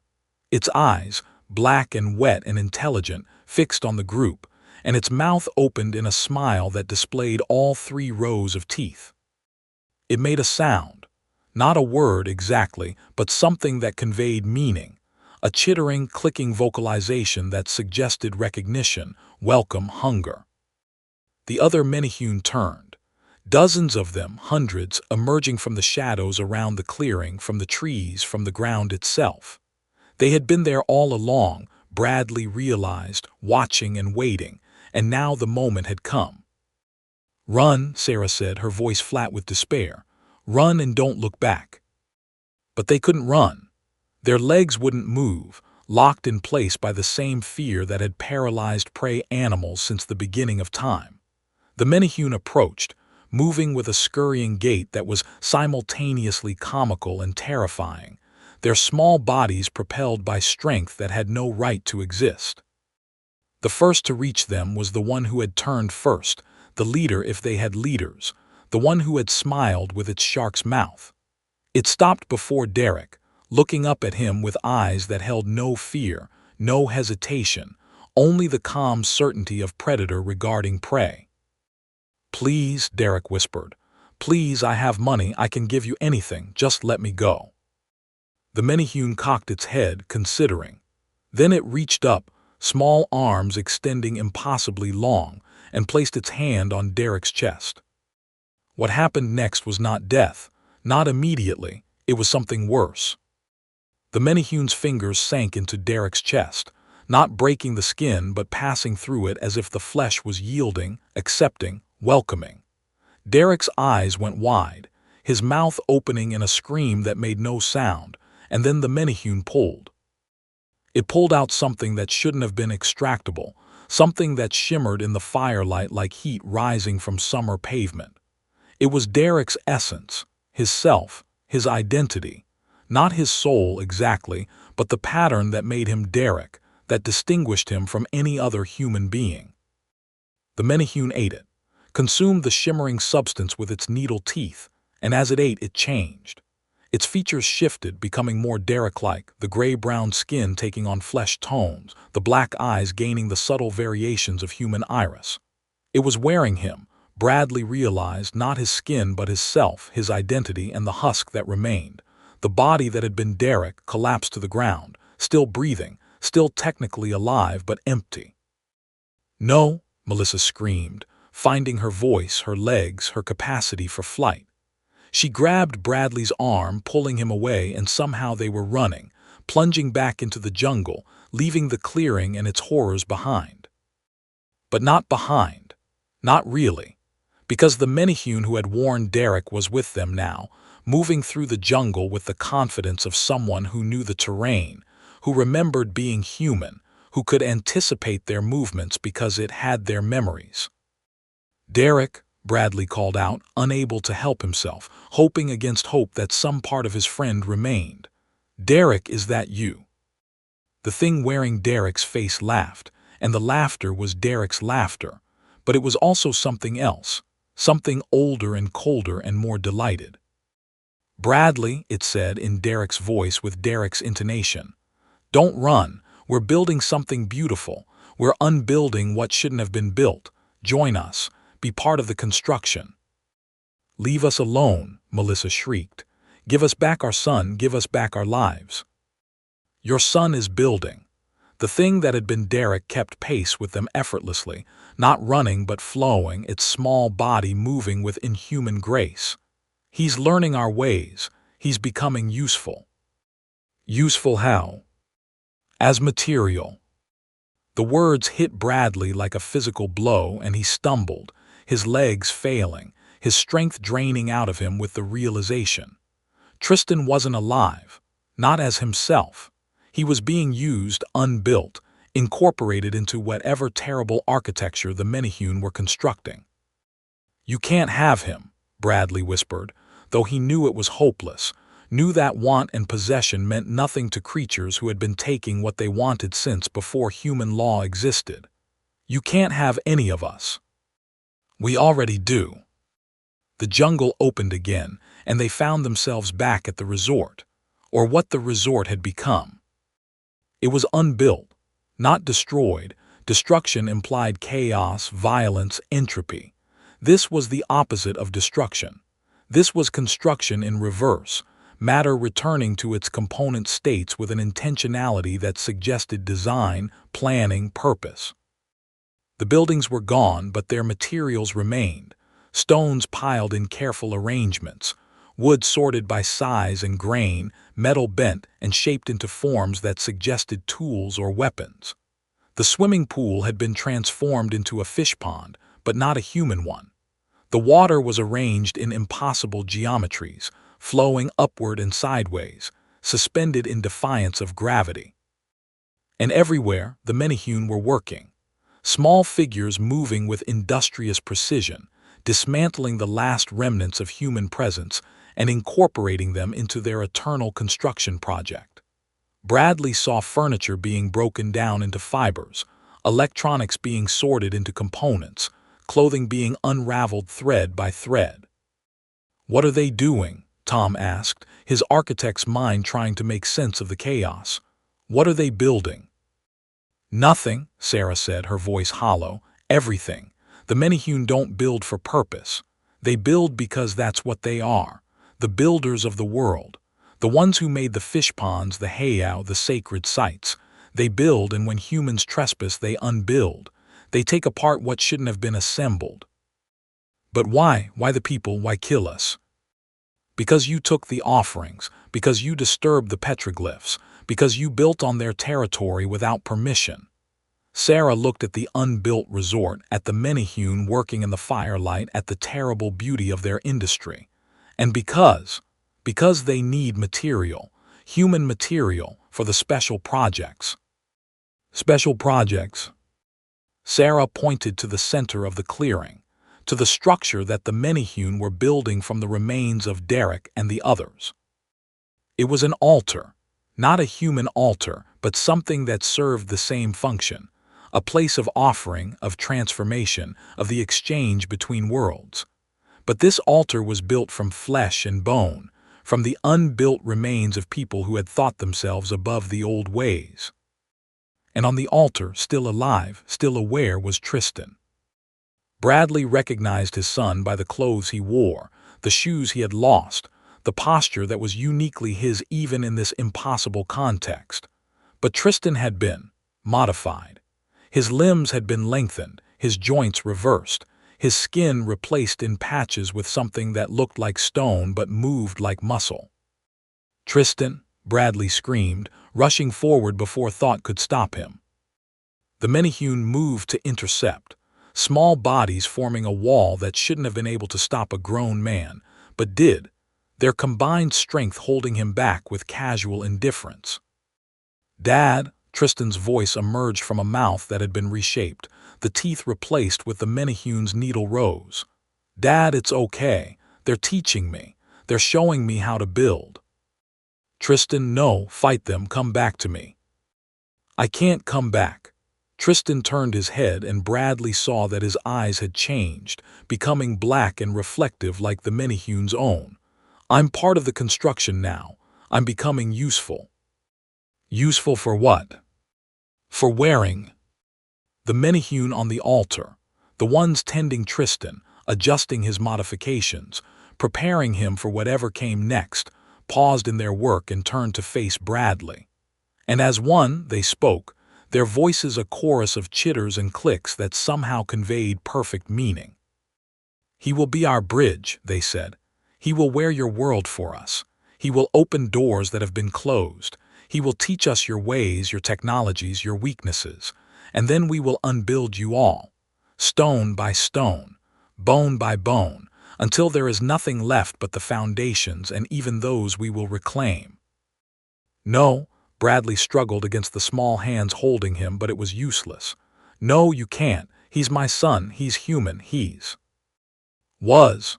The Menehune leader stepped forward, and Bradley saw that it was wearing multiple faces, now Derek's, and others he didn't recognize, and in the center of the crowd, a new face that was being formed, shaped from the essence it had consumed. Tristan's face. "He was human," the creature said, touching its borrowed features with small fingers that moved with terrible gentleness. "Now he is Menehune. Now he is building. Now he is eternal." "I'll kill you," Bradley screamed. "I'll kill all of you." "You cannot kill what builds. You cannot destroy what unbuilds. We are the foundation of your world. We are the stones beneath your feet. We are the water that flows through your pipes. We are everywhere you build, and everywhere you build we wait." The Menehune released him, stepping back, and Bradley fell to his knees, his strength gone, his will broken. He looked at his son, what had been his son, and saw the truth of the creature's words. Tristan was no longer human. He was becoming something else, something older and hungrier and more patient than any human could be. "What do we do?" Melissa whispered, kneeling beside him, her hand finding his, her warmth the only anchor in a world that had lost all meaning. "We survive," Sarah said. She had approached unnoticed, her anthropologist's detachment somehow still intact despite everything. "We remember, we tell the story." "What story? Who would believe us?" "No one. That's the point. The Menehune exist in the spaces between belief and disbelief. They thrive on uncertainty, on the margins of knowledge. If everyone knew, if everyone believed, they would lose their power. The old ways kept them in check by acknowledging them without understanding them. We've lost that balance. So we just let them have our son, let them unbuild the world." "No." Sarah's eyes were fixed on the altar, on Tristan, on the terrible transformation taking place. "We find another way. We make a better offering. We strike a new bargain." "What bargain? What could we possibly offer that they would accept?" Sarah turned to face him, and in her eyes Bradley saw something that terrified him more than the Menehune, a determination that bordered on fanaticism, a willingness to sacrifice that suggested she had already made her choice. "Ourselves, all of us, not as victims but as participants. We offer to become part of their story, part of their construction, but we do it on our terms. We do it with knowledge, with intention. You mean, become like Tristan? No, Sarah shook her head. Not like Tristan. Tristan was taken. He was unbuilt without consent. I'm talking about offering ourselves willingly, becoming witnesses, record keepers, the ones who remember, who tell the stories, who keep the balance. That's insane. Is it? Sarah gestured at the Menehune, at their industry, at the terrible beauty of their work. They've been here longer than us. They'll be here after we're gone. The only question is whether we exist as enemies to be unbuilt or as something else. The Menehune leader approached, its small form radiating power that had nothing to do with size. It looked at Sarah with eyes that held ancient intelligence, ancient patience, ancient hunger. You understand, it said, and its voice was the voices of all it had worn, a chorus that included Derek and Tristan and countless others. You see the pattern, the building, the unbuilding, the eternal cycle. I see it, Sarah said, kneeling, bowing her head. I offer myself, not as material but as witness. I will remember, I will tell your story, I will keep the balance. The Menehune reached out, its small hand touching Sarah's forehead, and Bradley saw something pass between them. Knowledge, understanding, a connection that transcended species and time. Sarah gasped, her body arching, and then she collapsed, but she was breathing, she was alive, she was changed. When she opened her eyes, they were different. Still human, still Sarah, but holding something else now. Something that looked out through her gaze and assessed the world with new criteria. It's done, she said, her voice carrying harmonics that hadn't been there before. I've been accepted. I've been modified. Modified how? I can see them now, all the time, not just when they choose to reveal themselves. I can see their work, their construction, their unbuilding. I can see the patterns. And us, Melissa asked, what about us? Sarah looked at them, and Bradley saw the calculation in her eyes, the weighing of value, of utility, of what they could contribute versus what they would cost. You can leave, she said finally. You're not useful, not yet. The Menehune will let you go because your story will serve them. The warning you carry, the fear you spread, that has value. And Tristan. Sarah looked at the altar, at the figure that had been Tristan, that was still becoming something else. He's part of the construction now. He's beyond your reach, beyond anyone's reach. He'll wear your world for them. He'll open doors. And one day, when the Menehune are ready, he'll help them unbuild everything you've built. No, Bradley rose, his strength returning with his rage. I won't accept that. I'll find a way. I'll come back. You'll what? Sarah's voice was gentle, pitying. Fight them, kill them. They've survived for thousands of years. They've outlasted empires. They've unbuilt civilizations you never knew existed. What makes you think you can stop them? Because I'm his father, because I have to try. Sarah nodded as if this answer satisfied something in her. Then remember this. White coral, not white ash like the skinwalkers. White coral. It grows in their fish ponds. It disrupts their construction. It's the only thing that can hurt them, the only thing they fear. White coral. Find it, use it, but be careful. They know about it. They guard it. And if they catch you seeking it. She didn't finish the sentence. She didn't need to. The Menehune withdrew, melting back into the jungle, back into the shadows, back into the spaces between perception and reality. The altar remained, and Tristan remained upon it, but he was no longer visible to human eyes, only to Sarah's changed sight, only to those who had been modified, accepted, incorporated. We should go, Tom said, his voice hollow, his architect's mind shattered by what he had seen, before they changed their minds. They went. Bradley last, looking back at the altar, at the space where his son had been, where his son still was, transformed and transforming, becoming part of something that would outlast them all. I'll come back, he whispered. I'll find the coral, I'll save you, I promise. But even as he said it, he knew it was a lie. The Menehune had won. They had taken his son, claimed their territory, demonstrated their power, and they had let him live not because they feared him but because his survival served their purposes. He was a warning now, a story, a legend in the making. And as they stumbled through the jungle, guided by Sarah's changed eyes, Bradley Hartwell began to understand the true nature of the enemy they faced. Not an enemy that could be fought or killed or defeated. An enemy that was part of the world itself, the builders and unbuilders, the foundation of all human construction. The Menehune weren't monsters. They were the reason monsters existed. They were the builders of the cage that humanity called civilization, and they could unbuild it whenever they chose.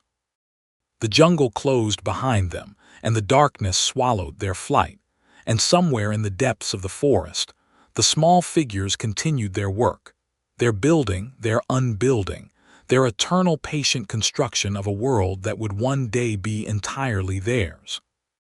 Bradley Hartwell had thought he was rich, had thought he was powerful, had thought he was above the old ways, the old fears, the old superstitions.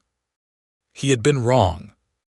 And the Menehune had proven it, stone by stone, bone by bone, until there was nothing left but the understanding that he had never been in control, never been safe, never been anything but a guest in a world that had been built by smaller, hungrier, more patient hands.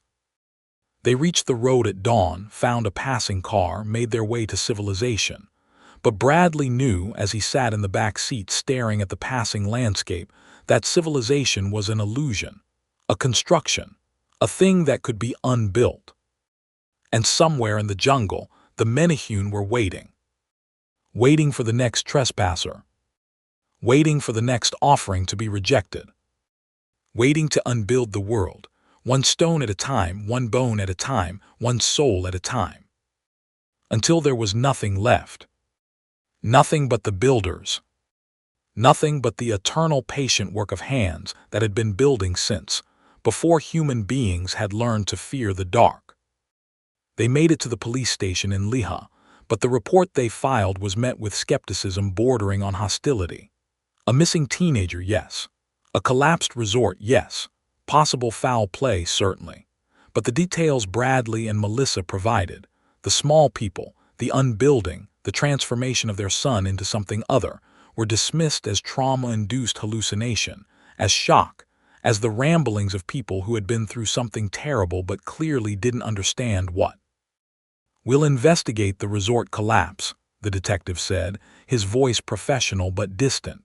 "And we'll issue a missing person alert for your son, but the other details. I suggest you speak with a counselor.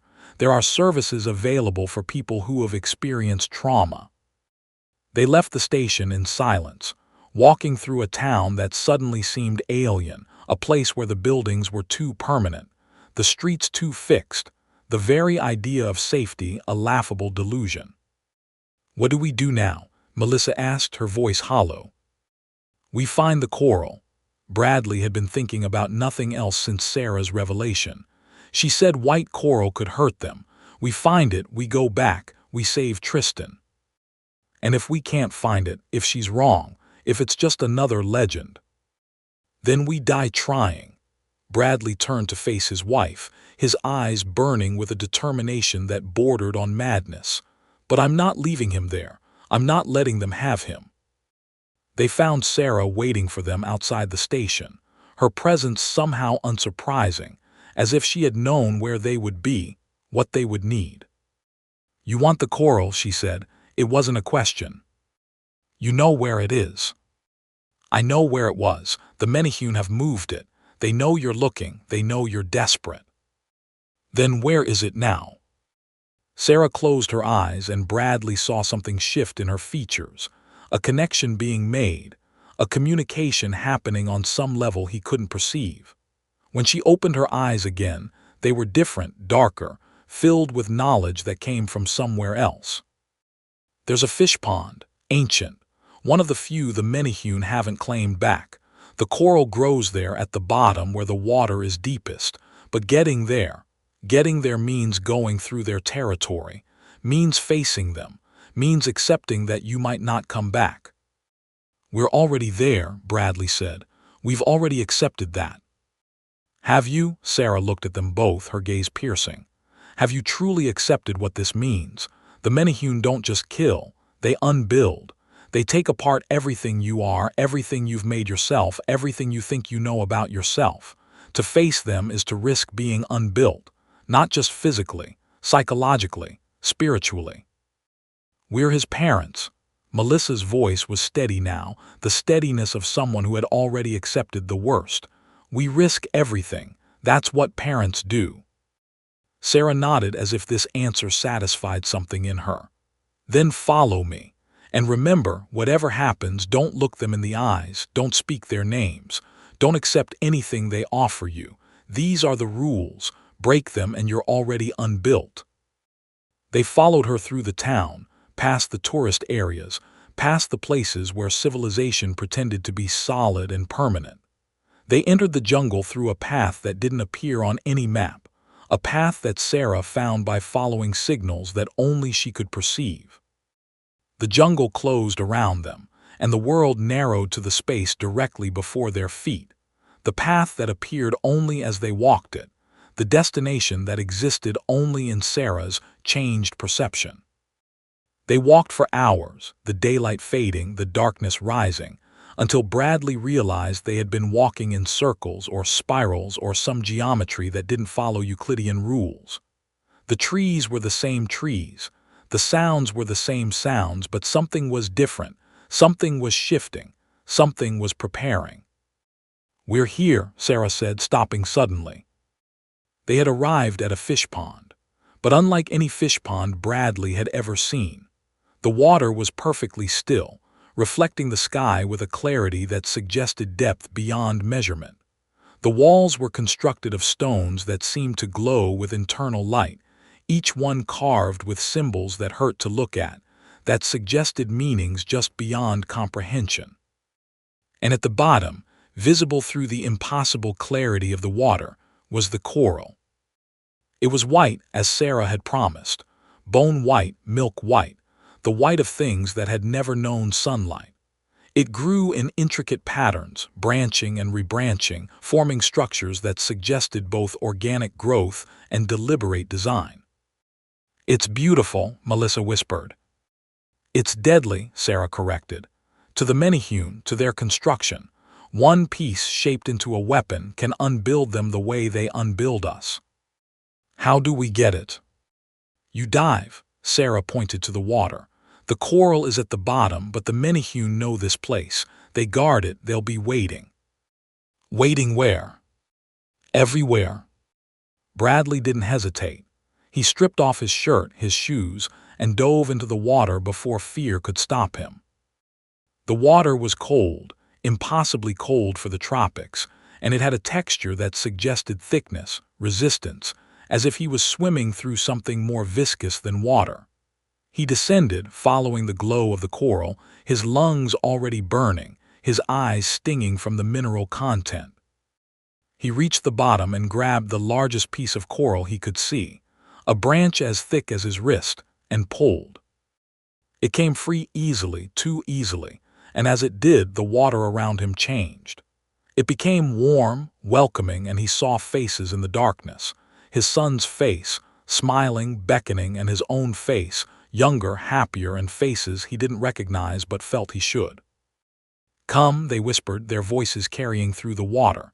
Stay, join us, build with us, unbuild with us. Bradley kicked upward, the coral clutched in his hand, and burst through the surface gasping, dragging himself onto the bank where Melissa waited. You got it, she said, helping him up. I saw them. Bradley was shaking from cold or fear or something else. Down there, they're everywhere. They're here too. Sarah's voice was tense, her eyes scanning the jungle. They know what you took. They know what you plan to do. Then we do it now. Bradley examined the coral, its surface sharp and jagged, perfect for shaping into a weapon, before they can stop us. He worked quickly, using a rock to shape the coral into a blade, a spear, something he could use against the Menehune. The material was strange, harder than stone but lighter, with a warmth that suggested life despite being dead organic matter. "It won't kill them," Sarah warned. "Not permanently, but it can hurt them. It can force them to release what they've taken. It can unbuild their constructions." "That's all I need." They moved deeper into the jungle, following Sarah's guidance, heading back toward the place where the resort had been, where Tristan had been taken, where the unbuilding had begun. The Menehune didn't attack immediately. They watched from the shadows, small figures glimpsed in peripheral vision, their chittering laughter filling the air like the sound of insects in summer. They were waiting, Bradley realized, waiting to see what he would do, whether he was a threat or just another victim. They reached the clearing where the resort had stood, and Bradley saw what had been built in its place. It was a city, not a human city, a Menehune city, constructed according to geometries that hurt the mind, buildings that extended in directions that didn't exist, structures that were simultaneously complete and under construction, finished and being unbuilt. And at the center of it, on an altar of stone and bone and flesh, was Tristan. He was transformed, unrecognizable as the boy Bradley had raised. His body had been extended, reshaped, incorporated into the architecture around him. He was part of the building now, a living component of the Menehune's eternal construction project. But he was still alive. Bradley could see his chest rising and falling, could see his eyes, black now like the Menehune's, tracking movement, awareness flickering beneath the transformation. "Tristan," Bradley shouted, rushing forward. The Menehune emerged from the shadows, hundreds of them, thousands, a sea of small muscular bodies with their shark-toothed mouths and their black reflective eyes. They didn't attack. They just waited, watching to see what he would do. Bradley raised the coral spear. "Let him go, release him, or I'll unbuild you all." The Menehune leader stepped forward, the same one who had warned Derek, who had taken Tristan, who had demonstrated their power. It looked at the coral with eyes that held something that might have been fear, or might have been respect. "You found the old weapon," it said, its voice a chorus. "The white coral, the unbuilder's bane. I found it, and I'll use it, unless you give me back my son. Your son is building now. Your son is part of us. Your son is eternal." "He's not building, he's being used. There's a difference." "Is there?" The creature tilted its head. "You built your world on the unbuilding of ours. You took our fish ponds, our heiau, our sacred sites. You unbuilt our history to build your hotels, your resorts, your empires of forgetting. Are we so different? Give him back. And if we do, what then? You return to your world, you tell your stories, you warn others. The Menehune become legend again, myth again, something to be dismissed and ignored until the next trespass. I won't tell anyone. I'll keep your secret. I'll lie." The creature smiled, its needle teeth glinting. "You will lie as humans always lie. You will seek revenge as humans always seek revenge. You will return with more weapons, more coral, more armies. We know your kind. We've unbuilt your kind before. Then why don't you unbuild me now?" "Because you interest us." The creature's eyes, Derek's eyes, Tristan's eyes, countless other eyes studied him with an intensity that felt like being dissected. "You have the old blood, the blood that remembers. You could be useful. You could be converted, not as material but as witness, like your friend Sarah, like the ones who keep our stories, who maintain the balance, who warn the trespassers. You want me to become like her, part of you. Part of us, part of the construction, part of the eternal building and unbuilding. Never. Then we have nothing to discuss."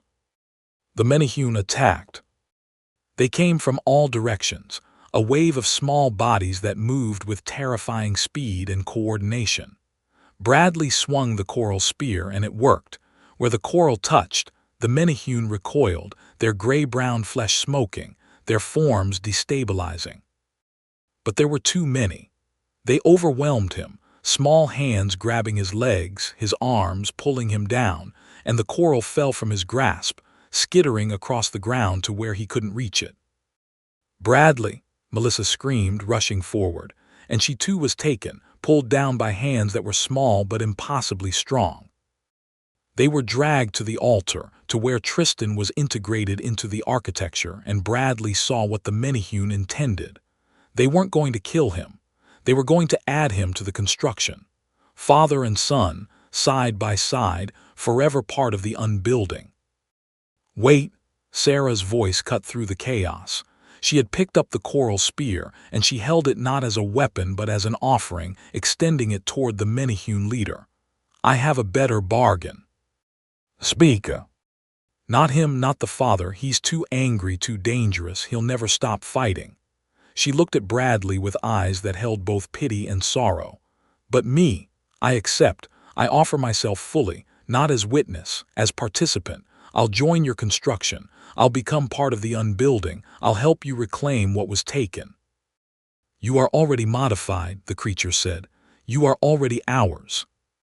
"Not fully. I still walk in both worlds. I still choose. Let me choose, let me commit, and in exchange, let them go, the parents. Let them carry the warning. Let them tell the story." "And the son?" "Keep him. He's already part of you. He's already building, but let them live. Let them remember. Let them fear." The Menehune leader considered, its black eyes moving between Sarah and the coral spear, and the two humans it held captive. Finally, it nodded. "Accepted. The bargain is struck." "No," Bradley screamed. "Sarah, don't. We can fight them. We can." "You can't fight them, Bradley." Sarah's voice was gentle, resigned. "No one can fight them. They're part of the world. They're part of us. The only choice is how we exist with them, as enemies to be unbuilt, or as something else."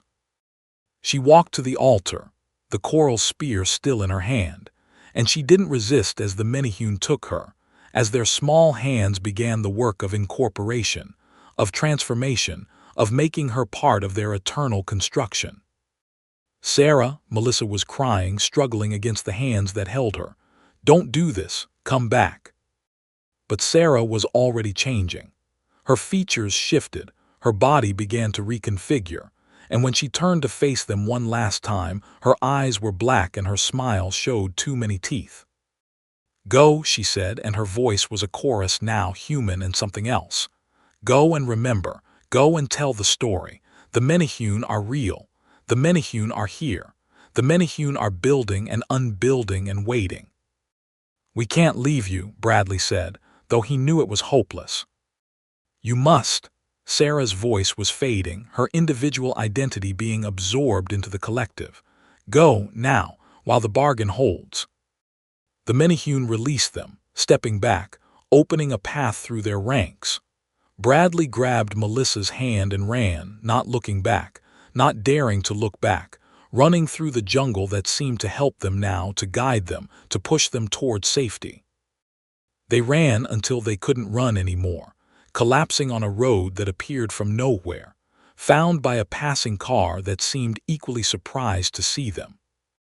They were taken to a hospital, treated for exposure and shock, questioned by police who didn't believe their story but couldn't explain their condition.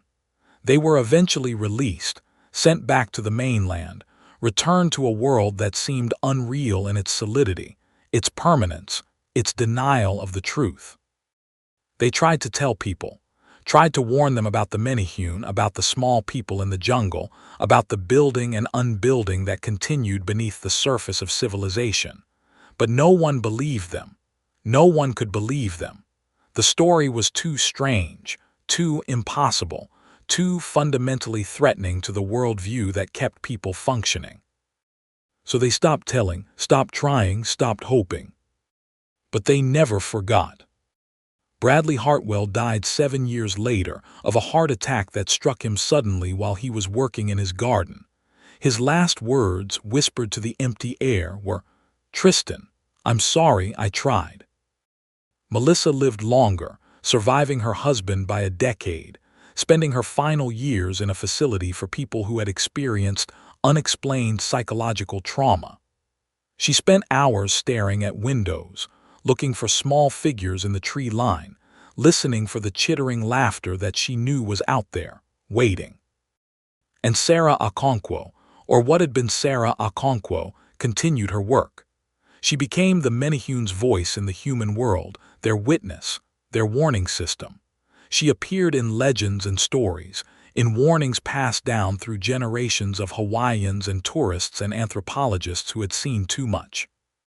She told the story of the Menehune, the little people, the builders and unbuilders, the story of what happened when you trespassed on their territory, took their offerings, disturbed their constructions. The story of Bradley and Melissa and Tristan, of Derek and Tom, and all the others who had learned too late that the legends were real. And sometimes, late at night, she would appear to travelers who had strayed too far from the paths, who had ignored the warnings, who had found themselves in the territory of the small people. She would tell them the rules. Don't take the offerings. Don't disturb the constructions. Don't look them in the eyes. And if they were lucky, if they were quick, if they were willing to bargain, she would help them escape. But more often, she would simply watch as they were taken, as they were unbuilt, as they became part of the eternal construction project that the Menehune had been working on since before human beings had names.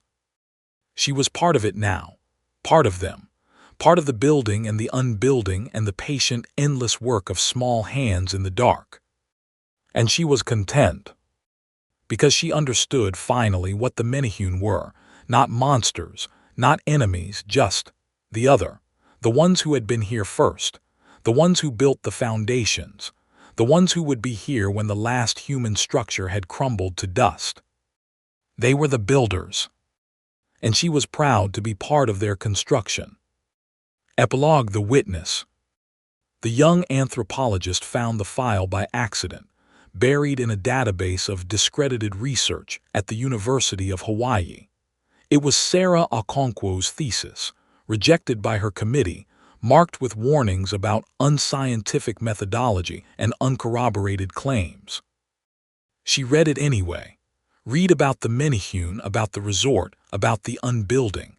Read about Bradley and Melissa and Tristan Hartwell, about the white coral, about the bargain. And then she looked up, out the window of her office, at the trees that lined the campus, at the small figures she could have sworn she saw moving in the branches. They were watching her.